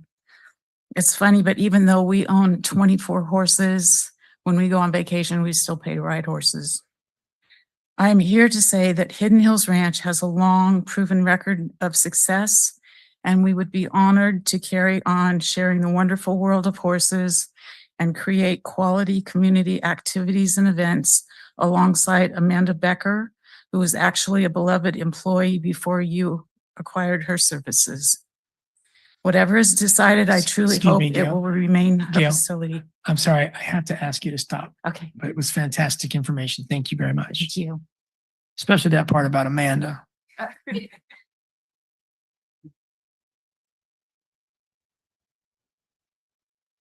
Good evening, council members. My name is Dusan Tatomirovic, and I'm a Marina resident and also a president of the Monterey Bay Amateur Radio Association. And in that role, I'm speaking to you today. I just wanted to basically remind council members that part of the Equestrian Center is actually the high frequency radio facility that exists in that 1/10 basically of that 27 acres or whatever the actual area is. And that is also a historical resource because the building and the facility itself used to be the military auxiliary radio, part of the military auxiliary radio system, MARS. And it still operates as a MARS facility for the Air Force and the Army. So I think that, you know, when looking into developing this property, that element needs to be kept in mind because it is essential to keep that part of history, just like it was demonstrated a moment ago. And I would like to invite all the council members, if they have time, to maybe visit the facility this coming Saturday between 10 and noon, and we can show them around and show them the facility and its history. Because we are planning on setting up interpretive display to highlight the history of the building. Excuse me, Dushan, we want to hear what you're saying, but can you tie it to whether we should issue a request for proposal or alternatively do other programming? I can. And that was about to happen. I was just going to say that when you do issue the request for proposal, you clearly state that, you know, if you will, the southern half of it is horse related more than equestrian related, more than anything else, that the northern part should have a different purpose or something like that. So that was my point here. Thank you so much. Thank you for all the information you saw. Happy retirement. Been retired for about 3 weeks now. Thank you. In my research on the Marina Equestrian Center and the ham radio station, it was really interesting to see that ham radio station was involved with the telemetry for the invasion of Normandy because the signal bounces off the ocean and it's excellent and strong. So that has always thrilled me. I just want to urge you, do not give up on the Marina Equestrian Center horses. The horses are a unique and deep asset in this city. There is a 200+ page website online on the horses and the military history of the Marine Equestrian Center. I personally wrote the application that put the Marine Equestrian Center on the National Register of Historic Places for its unique identity in Army military history. This was the last stand of the U.S. war horse. This Marine Equestrian Center has enjoyed 86 years of continuous horse use. My group, Friends of the Four-Doored War Horse, put on horse-based events that attracted visitors from all over the country. One man came from Ohio 2 years in a row, from Washington State, New Mexico, up and down our state. There is huge potential there. And consider adding, not eliminating activities. This can be done, and I'm grateful for this speaker who attested to what she can do with horses there. you know, the city, when I first started getting involved, was always talking about Marina's a world-class city. Well, it can be if we really capitalize on the assets we have, build it on the outdoor recreation we have. This can be a surprising, realized world-class city of its own little size and character that we can all be very proud of, but we have to grasp the elements that we have and capitalize on them. Don't kick them to the curb. Thank you. Thank you, Margaret. And Gail before you. Thank you, Gail.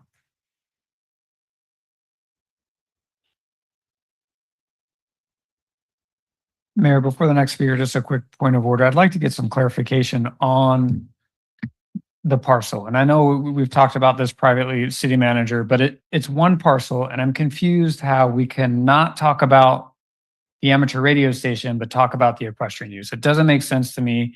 If the city attorney wants to chime in. I mean, I understand that we are talking about the RFP for the equestrian center, but the federal conveyance of the land was for one parcel, which involved a ham radio station and an equestrian center. So Belinda, if you can pull up that map. I think this will.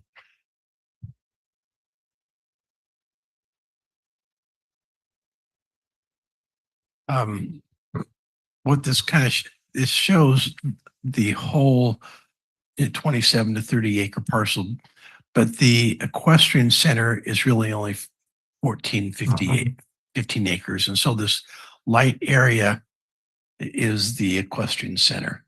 And so the equestrian, the concessionary agreement did not deal with any of that larger parcel. But it's one parcel.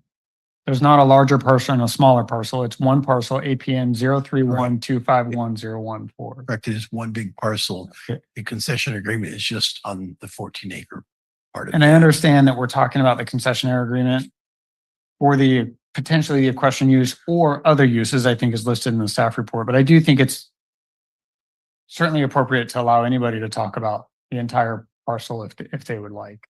So I just kind of want to put that on the record. Okay, thank you, Brian. And welcome back. Sorry we didn't get to this Tuesday when you were here. That's okay. Let me just, hold on. Let me put my thing up before you start the timer. Where's, need my own timer so I can see where I am. Okay. Hi, my name is Natalie, and thank you for having me this evening. I appreciate the comments that were made before me. And it was my understanding that this was supposed to be preserved as a equestrian facility. And so it works really well with the Fort Ord Wildlands because that's an area that you can ride horses. And so the proximity of the parcel to the wildlands and the ability to get there is really important to an equestrian facility. I ride horses. In the past, I've ridden horses there before, up until, they were told they had to stop. And I will say that I am not really sure that Marina, the council understands how rare this is. It is to have an equestrian facility. It's incredibly rare, getting more rare all the time. And, Pebble Beach, Big Sur, areas of the valley, a lot of the stables have been privatized. So you can't even rent or use horses. This is this is the only facility where one can come, whether you can afford to own a horse or not, and you can rent or take lessons, go on a trail ride. And it's a beautiful facility, and it is so incredibly rare. And I just want to let you guys give you a little background. Ecotourism is the fastest growing area of the travel industry, and people are desiring unique experiences in the outdoors. And just as one doesn't need to be a surfer to enjoy the ocean, one doesn't need to be a horseback rider to enjoy the benefits of horses. And I have volunteered out there. I have been a part of that community, and I just hope that the council does a little bit more research about trying to make it something other than an equestrian center. Bikes and zip lines are not appropriate nearby an equestrian center, and they can be put in another location. Equestrian center really can't, because you need the access to the wildlands. It's very important. And Marina has a jewel here, and it brings me to Marina more and more. I don't actually live in Marina. I live nearby, but I was actually considering buying a home in that neighborhood and had made an offer so I could be closer, but you know, that doesn't look like it's going to happen now. So the other thing I want to say is that an undue burden on the tenant that is there, moving all those horses and then applying for a permit. It's just not realistic. They're thousands of pounds, and it's just not very realistic. And I really wish Natalie, that I'm sorry to ask you to stop speaking, but I need to do that. Okay. Thank I you very wish much. that the board, that Natalie, you I'm guys. would sorry, reconsider. Natalie. Thank you for your comment. Hi, good evening, Mayor Delgado and the council. I'm Steve Barnett. I'm from 244 9th Street in Marina. Appreciate your time. I was privileged to be around horses growing up, not so much as an adult during my working years, raising a family in the community in the Bay Area. Was blessed to come here to Marina, found a little home on 9th Street with my wife in retirement. Surprised to find that I have a horse trail, a dedicated horse trail in perpetuity in front of my, in theory, in front of my house. And 3 blocks away, we have a historic facility. We certainly availed ourselves many walks up to the facility over the years. To be honest with you, we did not feel welcome by the prior folks that were there. We got to know the horses, but not really the people. We tried to trail ride.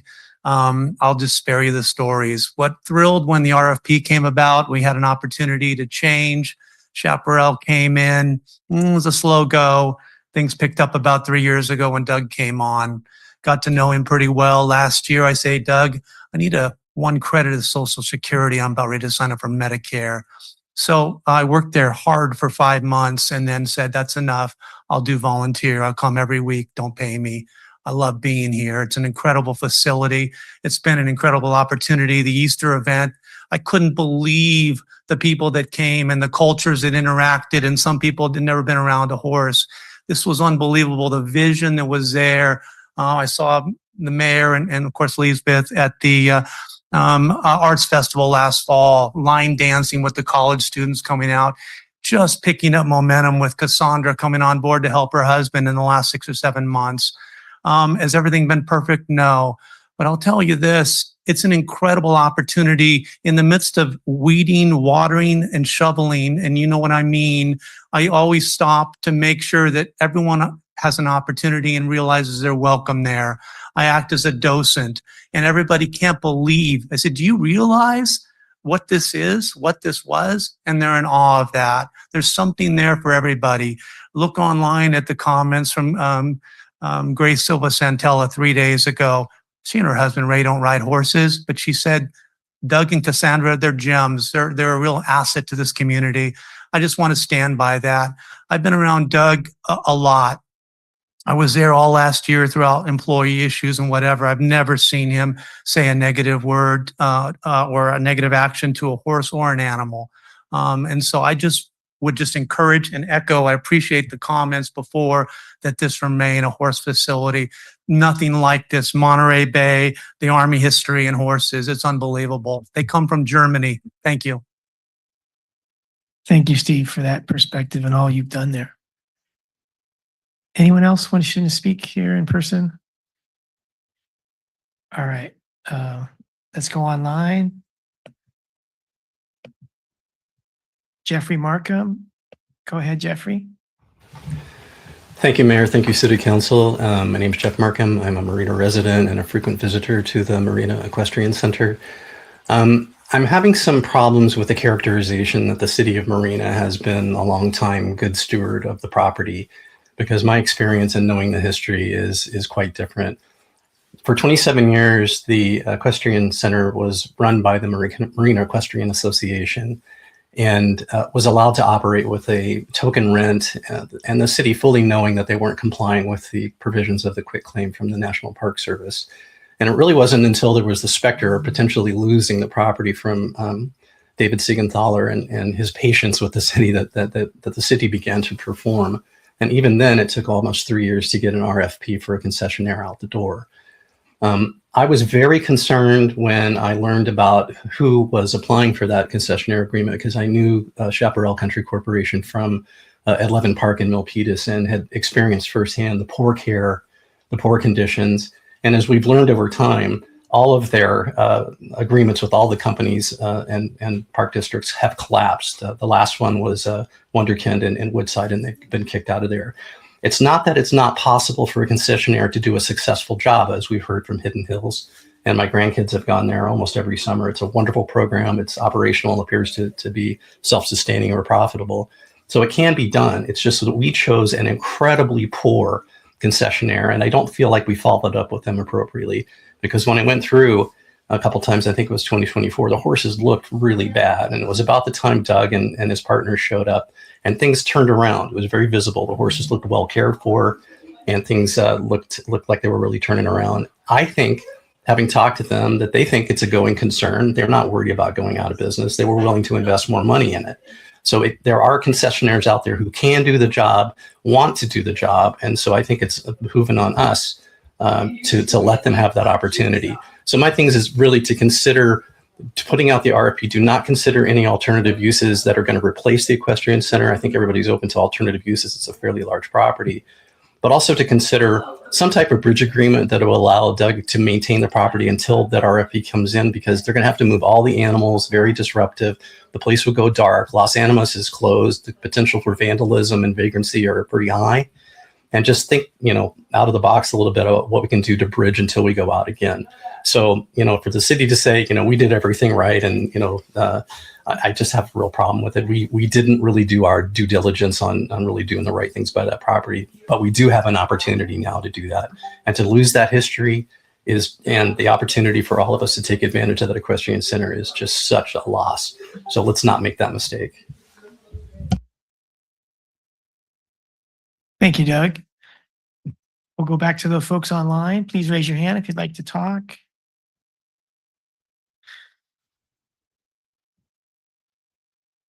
Okay, we'll close public comment.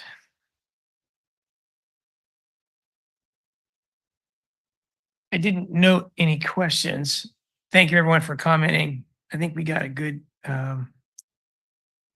range of comments. We really appreciate that. Okay, so let's come to council. Who would like to start off? All right, I'll start off. I'll cut to the quick. I think horses are unique in a city. I think horses are even more unique on city property and available to the public for use, whether it's to feed them a carrot or look at them or hear their story or talk to the people who work with them. It's an incredible environment to be present in, no matter your age, but especially for people with special needs and young people and vets with PTSD. Their special needs, the special opportunities are pretty powerful. And they've always been happening there, whether it be the Star Riders or Marina Equestrian Center volunteers or Doug. I mean, it's just been a great venue for so many reasons. So I don't want to give up on equestrian uses. I understand there's other alternatives that can be tried there, but although I wasn't in favor of the Chaparral Ranch, I prefer to have kept the Marina Equestrian Centers choose their RFP proposal instead of Chaparral Ranch. It was a close vote, and Chaparral Ranch won. So they didn't do a great job. We didn't do a great job. Doug took over. Things started to improve. And there's been some circumstances that make it untenable for us to continue with Chaparral Corporation. And at this time, even with Chaparral Ranch, which is the interim newer manager of the horses and the trail rides and the programs, which had been going very well, and circumstances have changed, and that's why we are where we are now.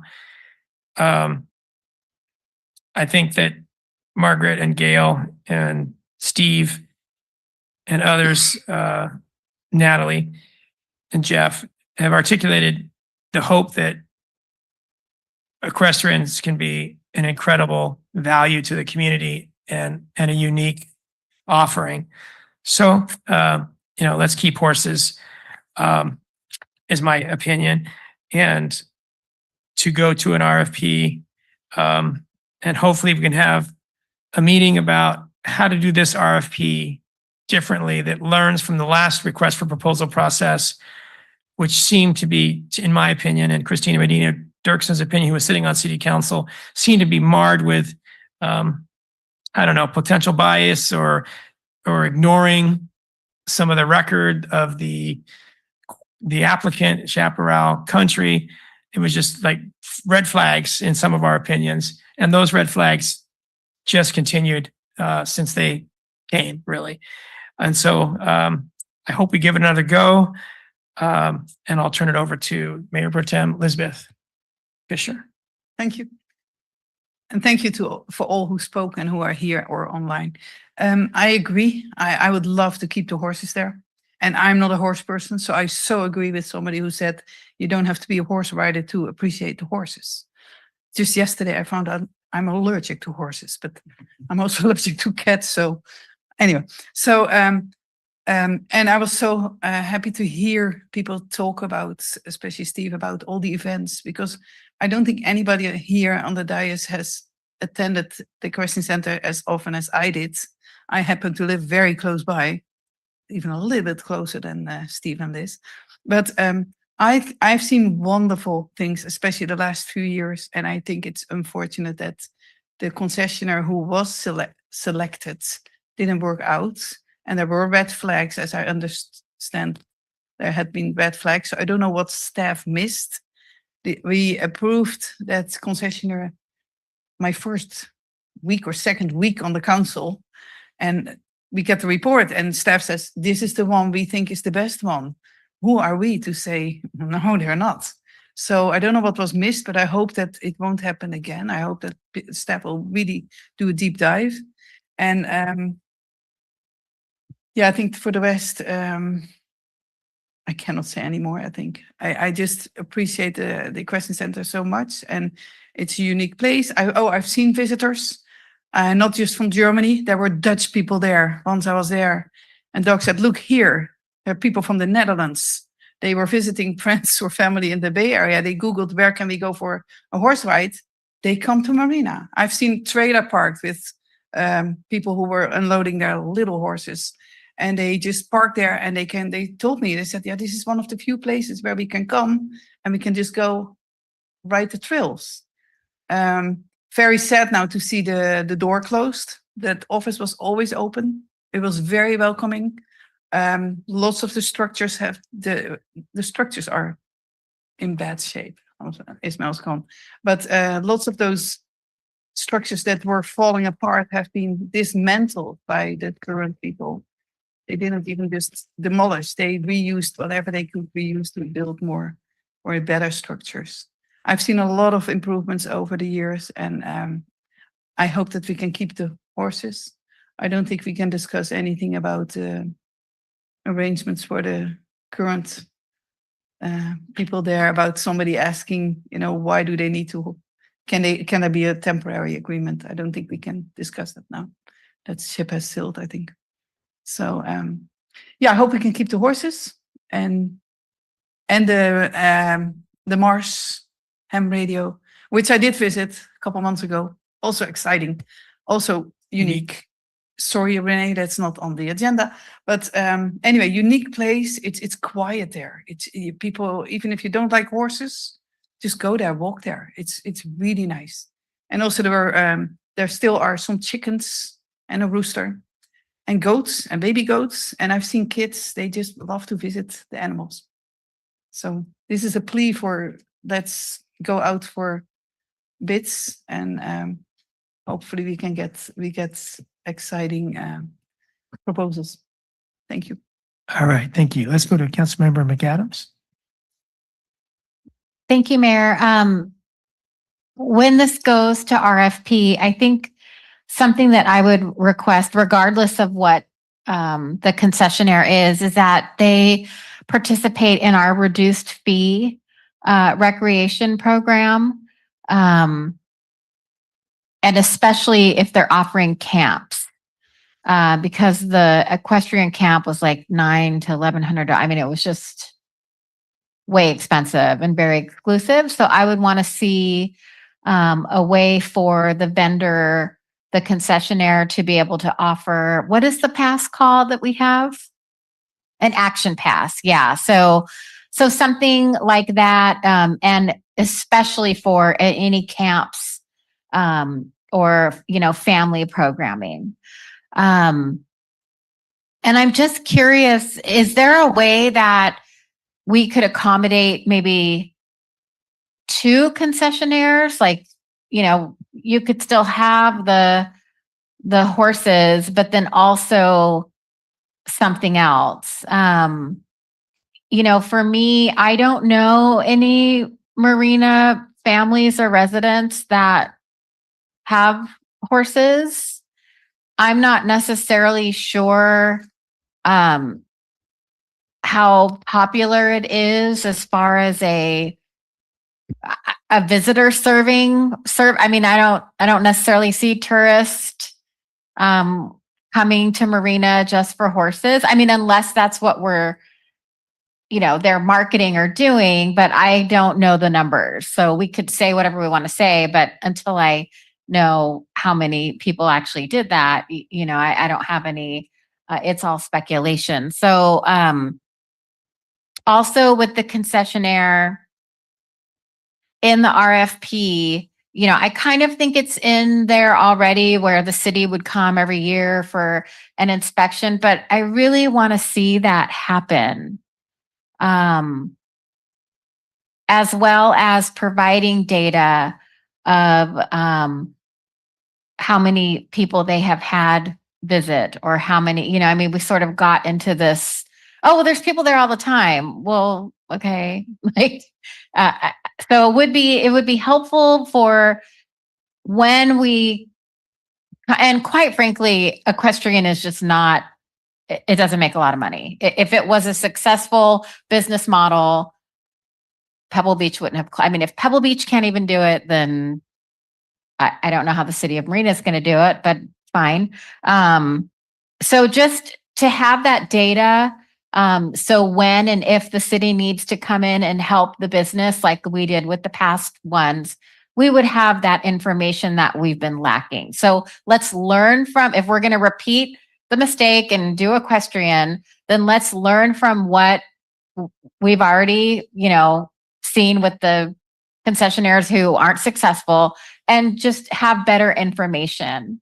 So I don't know if that's maybe a subcommittee or if the city manager, like if you can recall the things that we have asked for that we didn't get, do we start with the staff person already there right away instead of later when they're getting ready to close? You know what I mean? So just all of that. And if we are going to start with the staff member there for part-time or whatever, that's a share of cost.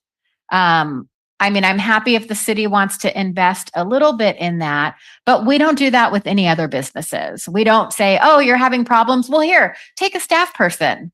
We don't do that. So the vendor, the concessionaire, they need to know how to run a business. And, if the city is going to support, et cetera, then it needs to be an investment on both sides.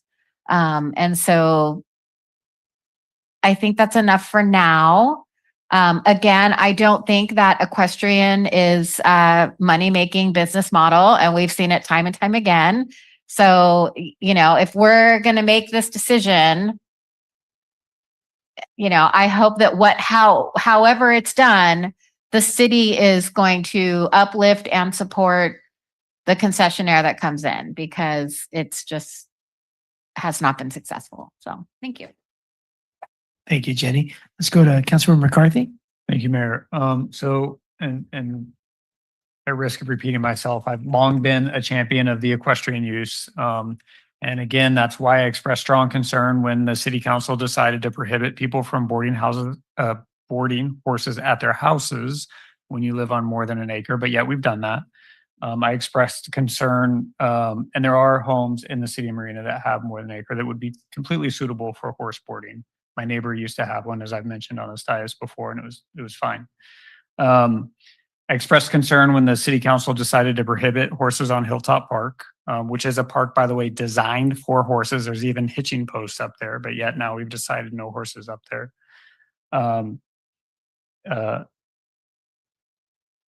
And I have to say that in one of my top 10 experiences of living in the city of Marina was during one of the wildfire events of years past, when people from all over the region came to shelter their animals at the equestrian center. I will never forget that experience of seeing panicked pet owners come to the city of Marina to seek refuge in a way that no other city could support. It was just an incredibly meaningful experience. Having said that, we're at a really unique crossroads, right? We have terminated the industrial use of Los Animas that abuts this property. That's, by the way, land that the city owns that doesn't have this federal park conveyance restriction to it. Could or could not be part of this park in the future. And we just talked about an item earlier today where we talked about kind of the fiscal sustainability of it. And my colleague, Councilmember McAdams, talked about equestrian use not necessarily being inherently fiscally sustainable. And I think that's okay, but I think that we have an opportunity tonight and in the future to really look at some other uses at the park. And I appreciate the member of the public mentioning that not all uses are compatible. I totally get that and would agree with that. But that certainly doesn't mean that there might not be some other uses that are compatible.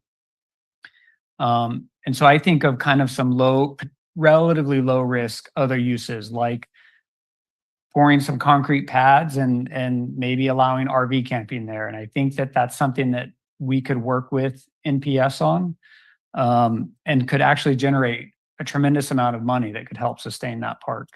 The RV park near my house charges $150 a night, just to park your RV there. If we did a third of that or even half of that, I think that it could really help the sustainability of that park. I think that a food forest, a garden, ecotourism ideas are all absolutely fantastic. That's one thing we have a lot of expertise in the city of Marina on.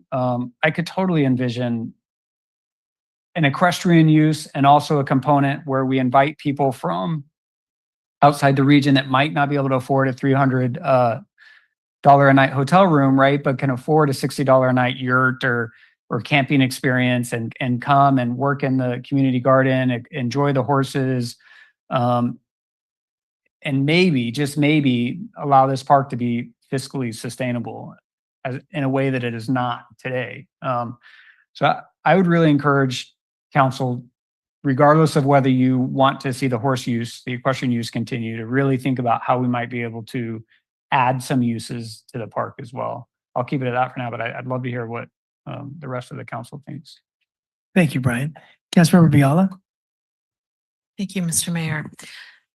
So I don't have a lot of experience with horses, and quite frankly, they do scare me. They're very large animals, and even when I go to one of the parks that allows horses, when they're coming on the same path as the hikers, it does. I tend to move away. I'm a little anxious about being there with such a large animal next to me. However, I do realize that equestrian history is part of Fort Ord, and the historical value of having a museum there. I would really love to see that happen, and I think that it does honor the history of the region. So I really support that.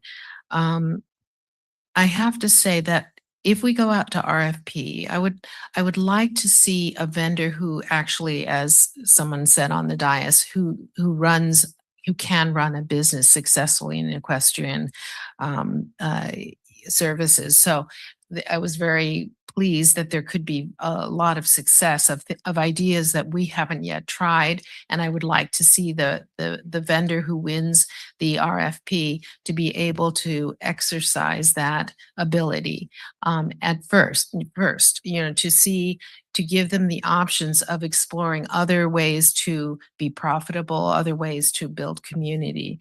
And I don't know if there's a way to separate out some of the areas of the current equestrian footprint here so that if given a certain amount of time, 2 years or so, if they're still struggling, if this business, as people have suggested, is not a popular thing, it's not necessarily a major tourism attraction for people, and even our local people don't have the money to sustain horse ownership. So, but that's up to the vendor. If you're successful and you build it and it's great, then you get to choose the expansion of that property to have more equestrian use. But let's say we go down this road again and it's simply not going to pan out. Then I think after that, and we base some parameters of what we consider success. After that, then the city can begin to look at some of these other services that are different uses. And I don't know many of these. I don't know what a cyclocross is or a bike park or velodrome. I don't know what these things are, but some of them seem like they're bicycle oriented. So then we can, at that point, expand what goes in there, that it shares a equestrian space and it shares with a different kind of profitable tourist attraction service. So and I would like to see it only after the equestrian vendor seems not to be able to make this a success. It would be like having plan B. So now you can still maintain a limited equestrian presence, but really the city needs to move on and say, we've tried twice and we need to maybe build in some other kind of recreation and attraction. So I don't know if it's based on a footprint of actual property that we say, within this confines, the vendor can operate equestrian, and in a year or two, we see how successful they are. They can either expand it or we have the option to exercise another alternative that would maybe be more stable and more attractive for our tourist purposes. So I don't know if that's possible.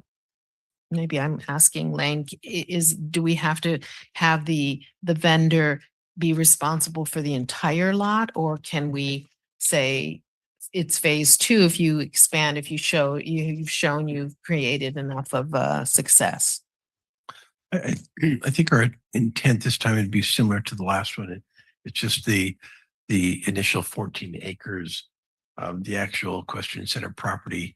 But the other open part, we could certainly include something in the RFP that would be open to ideas for other potential uses in that other areas.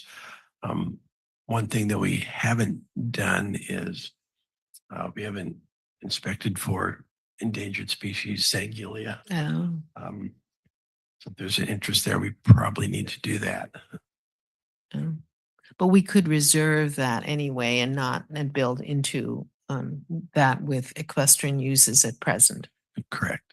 Okay, because I would like to not have to think about an alternative use. I'd like to see how successful another vendor in equestrian services can be, knowing what we know and sort of the entrapments of some of the barriers to success.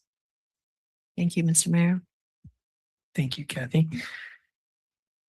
I think we've seen the Marina Equestrian Association do a really good job of managing the equestrian center. Unfortunately, the National Park Service opined that it wasn't compliant with the rules, but volunteers did an incredible job, and their holiday celebrations were fantastic. They struggled to give rides and camps because they weren't set up for that, but they tried. But I think they showed that there can be a lot of people going to a park that has horses. We had more people attending that park during the MEC era than any other park we had in the city. And that was great for the city at relatively low cost. One problem was the city didn't invest in that property. When the MEA left, the city, as we've heard tonight, contributed $650,000 out of $800,000 that we promised to help the new concessionaire that replaced the Equestrian Association. The job that they did, Councilman McCarthy referred to during the Sierra de las Salinas fire, where they provided 24-hour care around the clock to go get the animals that were in trouble from fire, bring them to the equestrian center, take care of them while they were here. You know, emus, donkeys, goats, chickens, ducks, horses.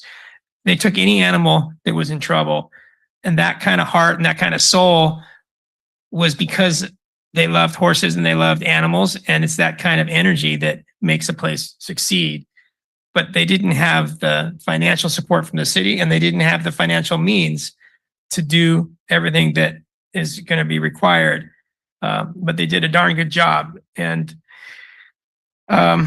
if marketing was ever done in an incredible, ambitious way, we might get an incredible, ambitious response by people wanting to go, just like the Germany example or the Dutch example, where they saw it online and they came. But it wasn't us putting it online necessarily. You know, maybe we did some online activity with Marina, Chaparral Ranch. I'm sorry, corporation. But anyway, Chaparral Ranch Country. But we never did a really good job marketing. If you don't do a good job marketing, you can't really expect to do a great job bringing in people and money. And money is not the real issue, although it'd be great to make a profit. All of our recreation programs operate at a loss because their point is to give citizens a quality of life and a service, not to make money. No different than our police department, fire department. They don't make money. They lose money. That's not their point. And recreation in the city, our recreation program's point is not to make a profit, but it'd be great to make a profit. And I love Brian's ideas of concurrent options with equestrian use, such as RV parking, camping, et cetera. Something that brings in a different sort of people, and they would love horses maybe too, but that's not maybe the reason they're coming. But it does help with camps and lessons and riding tours, because now that they're there to do something else, they might see the horses and join in on the fun. The recent art festival, line dancing, some continuation of holiday festivals that's been going on the last couple of years, not as good as when the MEA did it, but the line dancing was fabulous success. The art festival was a fabulous success. And that's not making a lot of profit, but it's providing a quality of life for all ages. So I think that to be a world-class operation, we just need to do things differently than we have done them in the past. I'm really interested in Hidden Hills Ranch model. It sounds fantastic. I don't know how much financial wherewithal they might have to do all the things that would be necessary to spend money at our location. I'm not sure how much money we have. 150,000 we should have left out of the 800. But beyond that, I'm not sure that we can do our share. You know, what we would be responsible for realistically and ethically and morally to go into the next partnership. We have to do better than we've done in the last two partnerships, and our new partners would have to do better than the last two partners. Although I don't want to disrespect MEA, because they were volunteers doing an incredible job. They just couldn't be expected to have the financial backing or even the professional administrative experience that is probably required here, but they did an incredible job for a long time. And I'm still not convinced that they shouldn't have been allowed to continue with their private public porting, because that's how it started in 1995, and it went on apparently without problem until all of a sudden it was a problem and they were kicked out essentially. So I think we can do it better, but it's going to be dependent on getting a better concessionaire and us doing a better job if we were able to find a better concessionaire. I'm really interested in the potential offline, not to go in this tonight, but to see if Hidden Hills Ranch has any desire to do anything on a temporary basis over the next 6 months so the place isn't vacant and more vulnerable to problems than if there's somebody there doing something sometime. Okay, let's go. I'm not sure who's next. Let's go to Councilmember McCarthy. Thank you, Mayor. I just wanted to support Councilmember Biala's idea that if we do go back out to RFP, that it's some subset of what the original 14 acres is. Again, turning to AI, kind of asked the unbiased question, what's the average equestrian center size? And it said for small community equestrian centers, they're between 5 and 15 acres. So, I mean, a 5-acre equestrian center seems doable. Maybe it's somewhere in the middle, but I certainly would support any motion or maybe even make a motion that, when we do go out for RFP, that we do a subset, whether we immediately use that land or not. I don't think we have to answer that question today, but there's quite a bit of land out there. And for the amount of land that's out there, I haven't seen an equivalent amount of people using that land. And so I just want to make sure that we're using our parks to the highest use, right? And so if that means dividing it up a little bit, I'm certainly willing to go down that route. And that was just my comment. Thanks, Mayor. Let's go to Councilmember McAdams. Thank you, Mayor. And I agree to that suggestion as well. I mean, I think for me, especially when we talk about our parks and open space, I want it to be accessible and usable by as many as our, residents and visitors as possible. I'm also curious if in the RFP, sort of another lesson learned, could we do like year one, we would have, the city has the expectation that there would be one community event a quarter, year two, one community event every other month, or something like that, like a tiered approach. So obviously we're not saying we want an event every month or every week, but just something that's communicating that, we expect to have the holiday events or, the Mother's Day, something like that. I think that would be, if possible, that would be a good ask on behalf of the city. Thank you. Good suggestions. Mayor Pro Tem Bishop. Thank you, Mr. Mayor. And I don't know if you need to make a motion in a few minutes or now to go past 10 p.m. Let's say we go till 10:15 if necessary. I'll motion that. I'll second. All in favor, please say aye. Aye. Okay, let's continue. Just some replies to what I heard, reactions. Inspections and data, yes, we need inspection. We need everything in writing. We need, and we need to hold tenants accountable. If there's anything not in order, they need to get it in writing so they have a chance to make it right. Or if they don't, then there's a trill. We can also. Anyway, we have spoken about it. The current people, they already offered discounts, but not in a structured setting. So if we wanted as a city to make it clear for everybody, but I know that they already let people ride for free and camps, and they also had special needs kids there. And so they did a lot of that, but not structured because they were not the official concessionaire. So there was a lot of mix up. So, the 9th Street, the Hilltop Park where no horses can go, or no, we didn't allow that. There's also that horse trail, what was mentioned. There are no horses there because the city manager told me 2nd Avenue is way too dangerous for horses. That's the reason that there won't be horses on that 9th Street horse trail ever, probably, yeah. Unless we build that underpass. Are you talking east of 2nd Avenue or towards the beach? I talk west towards the beach. That we have that through the dunes in the city-owned area. There's that horse trail next to a Hilltop Park, all the way to 2nd Avenue, and I've never seen a horse there. I've seen horses in the neighborhood, but they were going on 9th Street. That was funny, but that was with Santa. Okay, that was just a remark. So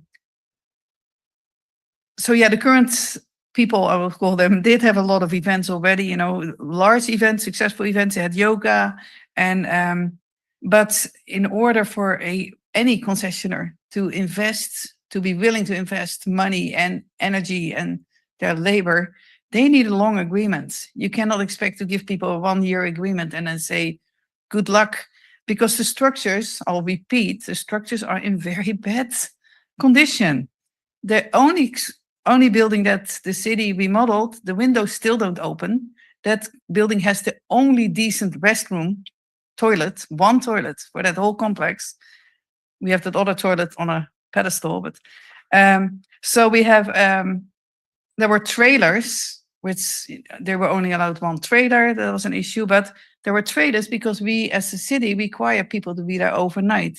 If I'm not mistaken, yeah, we require people to be there overnight for security, but we don't offer any decent overnight facilities. Or so, regardless of who it will be, that's an issue. Okay, I said all this. Wow. Oh, no, one more. So the current people had plans, and I was hoping that because they were planning to invest more money, way more money than they already put into it, because now there's a business person there as well. And I was hoping that the Marina Coast Water District structure, the only barrack that is owned by Marina Coast, that doesn't have the restrictions from the federal government, that can be whatever you want it to be and generate money. It can be for coffee, wine, beer, anything. And the Vortex Trail will be there in a few years. This area will be, I think it can be very successful.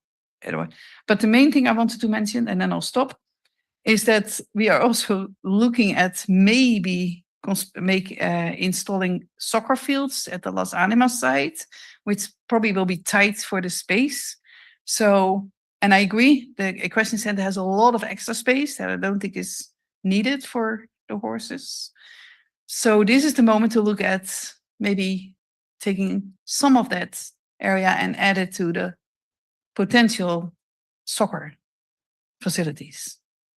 Okay, sorry, that was very long, but this is how, and I hope, St. Gilia, we all love the little flower, but I so hope that it's not in those areas. Anyway, so thank you. All I'll right, stop. thank you. And we're looking for a motion too. Let's go to Councilmember Biala. Yeah, before I want to say a few things first. So I think for me, it's an understanding of what this concessionaire and what is our intent, because I almost feel like we're saying that they don't have to run it as a profitable business. And I want to make sure that even the sports center and the aquatic center, those concessionaires, we will be putting some pressure on them to break even and to not give away all the programming to locals that way they are responsible for making some kind of revenue. So I don't feel comfortable saying that they don't have to do marketing. I mean, it's not, to me, it's if we hire a concessionaire, it's not the responsibility for marketing their business. Doesn't seem like we should be paying for that. We can post things on our website and stuff, but if your business, marketing is like the number one thing, you have to do it to run your business. So I just want to clarify that's how I think of the RFP candidates in my mind.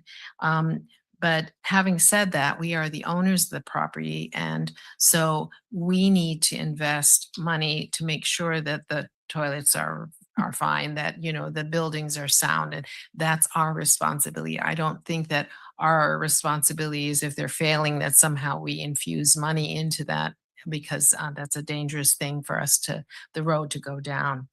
Kathy, I didn't understand that. I thought you were going to say landlord has to do some things, some serious Yes. investment. Yes. Okay. Yes, of the property itself, not to say you're failing as a business, therefore we're going to help you with marketing, we're going to help you with hiring another person or whatever. You know, I feel like there's the different obligation there. And, you know, just as an idea, for example, on revenue generation, I remember a long time ago, you know, I went to a corporate sponsored thing, and these are from all over the state, and it was like in Arizona, and we went on this wonderful horse riding, you know, tour, you know, and it was like a corporate sponsored thing. And I think about how we have the Fort Ord National Monument here, and I don't know why we didn't have those kinds of horse riding tours. You could advertise it for corporate, you know, gatherings and things like that. So is there any restrictions that I'm not aware of that we could have been doing that? We have this national monument there. I mean, going horseback riding and offering group. No, there's kind no of- restrictions. like that. Okay, so There's been years of horseback riding from the equestrian center, both private people and also tours. yeah, Even the current concessionaire had regular tours they from the did. equestrian center to the national monument. Oh, they did. Oh, yeah. Oh, okay. I thought that was one of the things that wasn't really readily available, but there was. Oh, okay. My lack of knowledge on that. But that is, again, that's not for us to decide. It's for them to decide how they're going to revenue generate. And those kinds of things, are part of marketing, working with C Monterey, et cetera. So, all of that I expect as a business concessionaire. Okay, that's it. Thank you. Okay, so looking for a motion, we're going to go to Councilmember McCarthy. Thank you, Mayor. I think I'll make a motion. And I think my motion would be not to adopt a resolution to authorize the city manager to issue an RFP for now, but rather to provide feedback that staff come back to us with some ideas of how an RFP can be created that perhaps divides the property, partially for equestrian use and partially for another use that could offer a net fiscal benefit to the city. That staff engage a bona fide expert contractor to conduct a feasibility study on the use of part or all of the equestrian center for ecotourism and other uses compatible with equestrian uses, including an overnight affordable lodging component that may include any of camping, glamping, or RV pads. To reach out to stakeholders such as Citizens for Sustainable Marina and CSUMB Sustainability and Ecotourism Department to gauge interest in helping to plan and participate the implementation of a sustainable tourism camping program.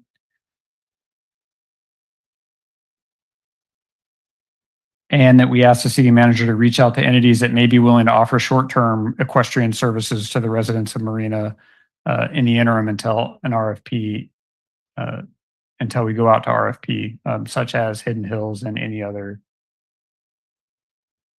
service providers that may exist. I'll second for discussion. I'm worried that that piece about getting a qualified, can you repeat that part about getting someone to? Sure. So I wrote down, and after I say it, I'll explain what I'm thinking. But I said, engage a bona fide expert contractor to conduct a feasibility study on the use of part or all the equestrian center for ecotourism and other uses that are compatible with equestrian uses, including overnight affordable lodging component that may include camping, glamping, or RV pads. And my thought there is that I really see the potential there. I know that the use can bring in a tremendous amount of money that may actually help support the equestrian center in a way that we're not currently able to support it. But I hold my own biases, as I think everyone on this dais does. I'd rather have a independent third-party person really take a hard look at the feasibility of it. Maybe they'll come back and say, no, that's not going to work. But I'd rather that come from the outside than the inside, because this has become such a divisive issue. And I think we all kind of have this image of what that space may be that I think many of us have become a little tunnel visioned. And I know it's getting late and I'm probably slurring my words a little bit because I'm tired, but yeah, so that's what I'm thinking with that statement. But I'd be happy to modify it if there's something if there's a particular piece of it that you don't like. Councilmember Biala? Thank you, Brian. Just have one addition, and that's because I like the idea of having two different spaces, but I don't want to just assume that we wouldn't allow the equestrian vendor to expand if they're successful and we like what we see. I'd like them to have, to be able to expand it. And if it's not appropriate, then to switch it over and look at other types of recreation. So I could include that in my motion. And what I'm thinking is things like camping, really relatively low impact, right? Uses that don't require a lot of infrastructure. I mean, they may require some, right? Some water hookups, a trailer for bathrooms, for example. But that stuff can be moved, right? To your point, if the equestrian center is booming, Right. which I don't envision, but if it is, right, then yeah, we could. So we could just add the words and or Okay. other uses. So they could be doing both. Be happy to accept that Okay, if that's an thank you. amendment. Mayor Pro Tem Elizabeth Just Fisher? just to clarify, this is just to request staff to include it in the RFP, but we are not deciding yet to allow RVs or not.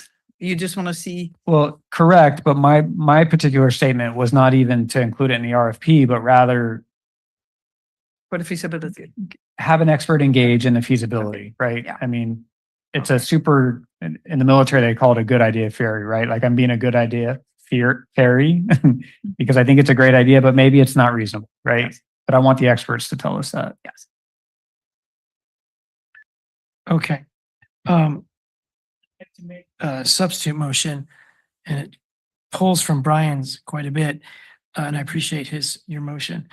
My motion would be that concurrently, we have staff put together an RFP proposal that we can look at, before it goes to the public.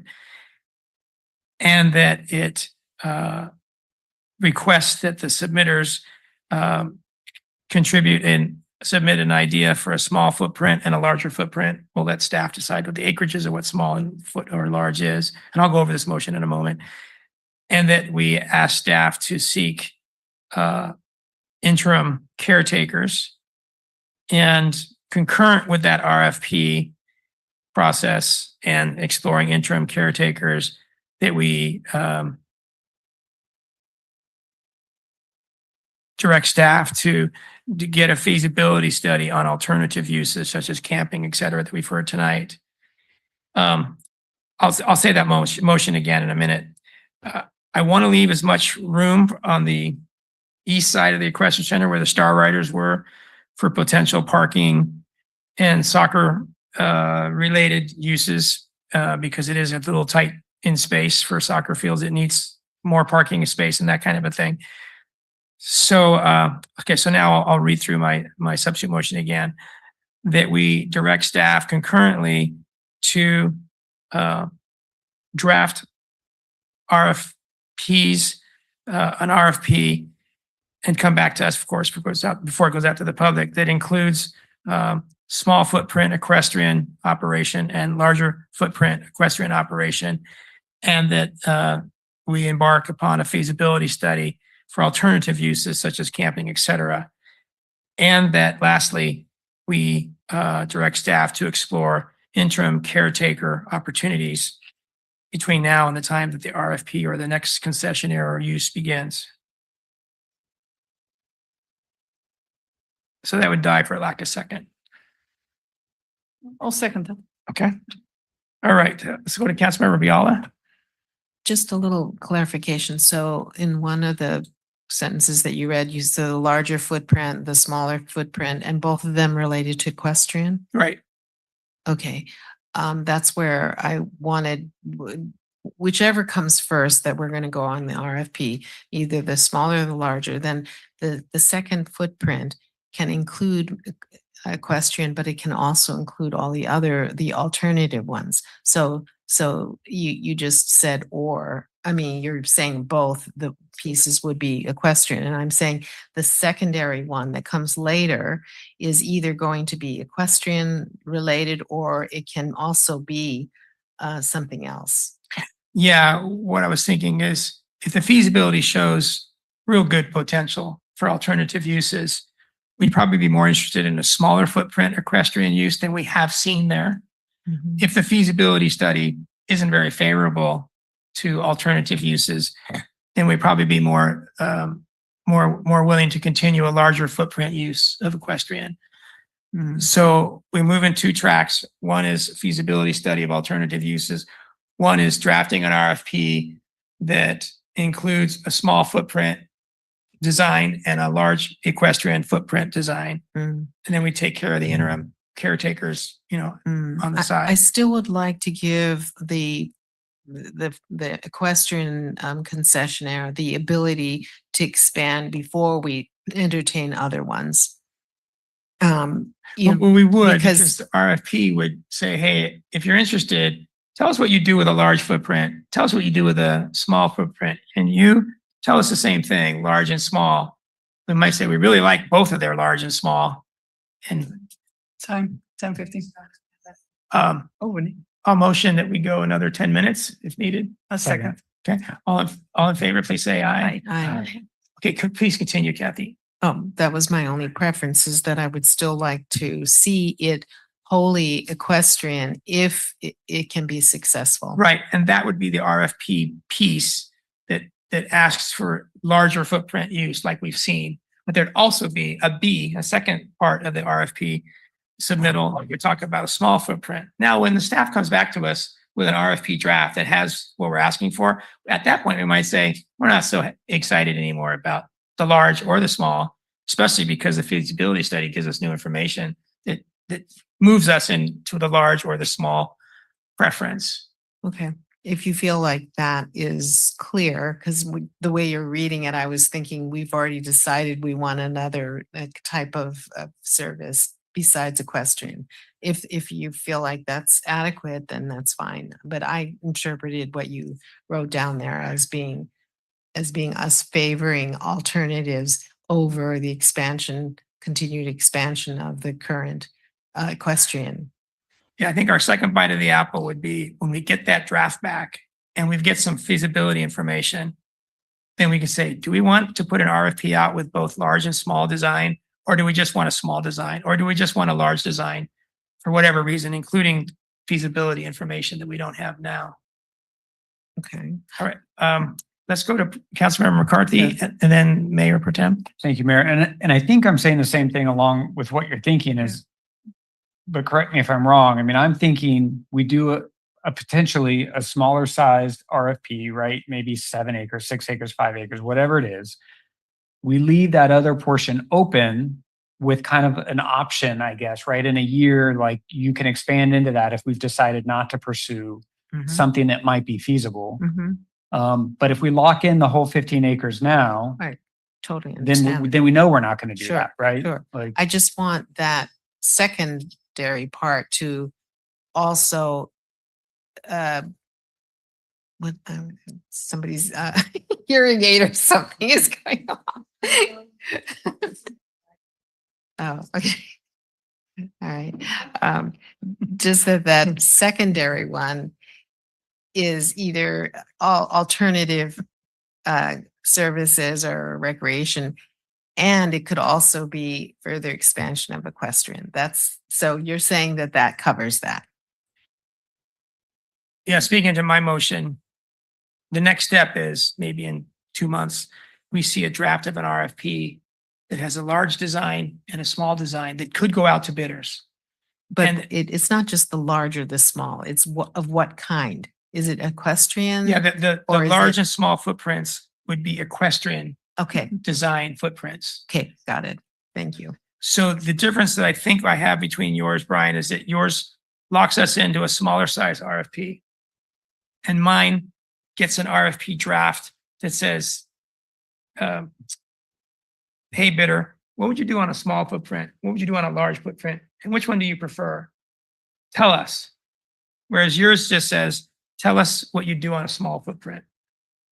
Because you're more in favor, you're more confident that alternative uses should be here. and I can get on board with that and second it. My bigger concern is ensuring that we go down some path to really take an honest look about how feasible the other uses are. And I'm worried that, and I want it to be more than staff. I don't think staff is necessarily in a position to Right. be experts. on Both it. our motions have your idea Okay. of a feasibility study so that when we get the RFP draft, hopefully we'll have a feasibility study Okay. also. And I think your motion was already seconded. Is that correct? Yeah. Okay. Yeah, I can get Okay. on board with that. Okay. I do have I don't know if it needs to be a friendly amendment or not. I would like staff to really already look at which areas, if you say smaller, okay, which areas don't be used, because I really would like staff to, this is the moment to look at the potential soccer park, whatever you call it, soccer fields. So how do we put this in the motion? Lane, you have some input? I think where council's going, we're with the motion, I think a couple months is a good period of time that we can work on the RFP that you're talking about a smaller thing. What we would do during that period of time is we'd work at least with the two vendors that we know are out there and talk with them about the idea and get their feedback, so that I don't want to waste time putting in a smaller thing that isn't even going to make sense. So I think we'll have time to be able to work with the existing vendors, get their feedback and information. And I think from a timing point of view, within a couple of months, we could definitely get something back to the council. On the feasibility study, I'm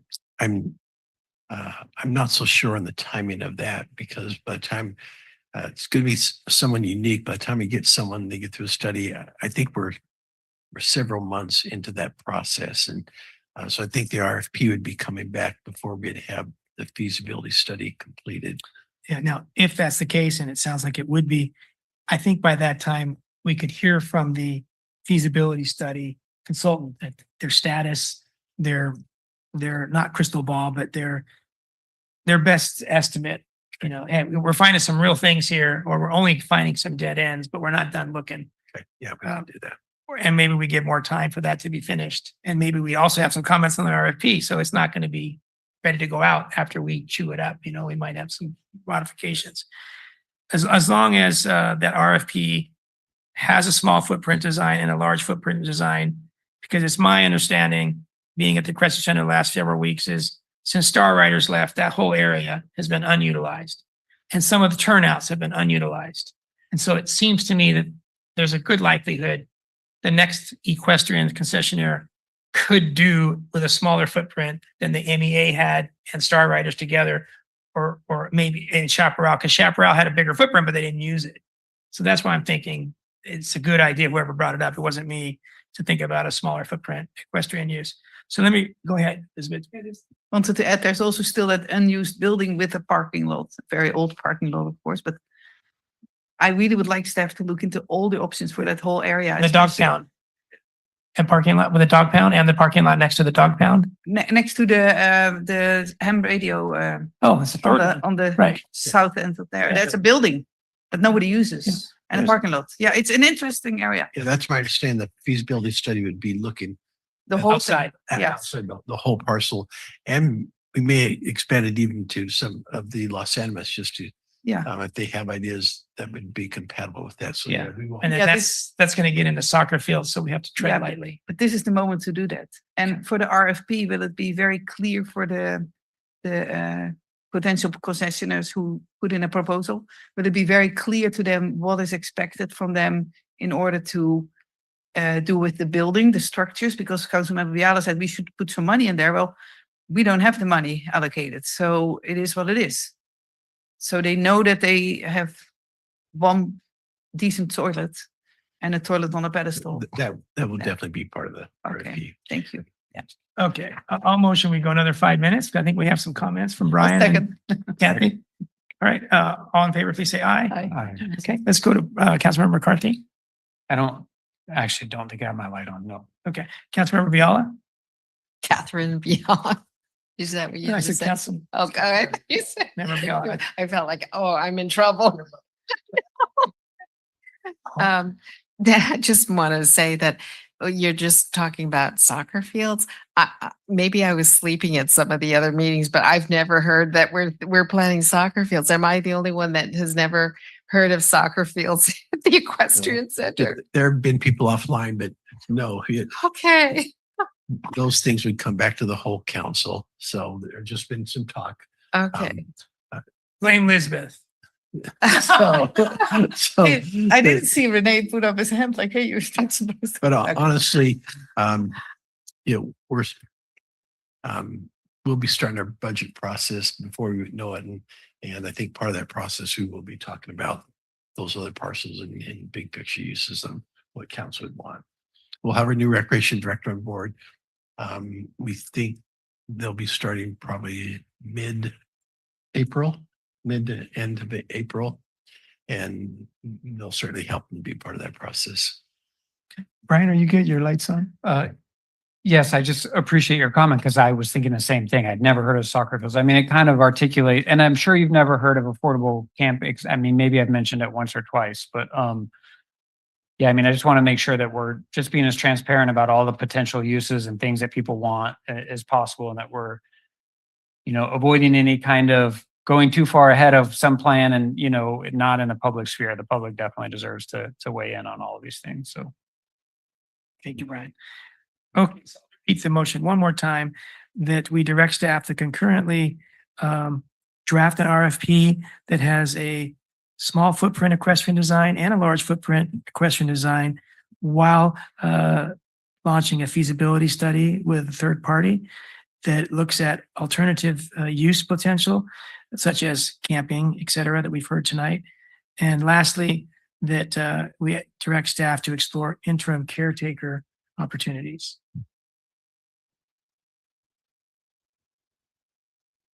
So does the second hold? Yes. Okay. Any final comment before we go to a vote? All in favor, please say aye. Aye. All opposed, please say no.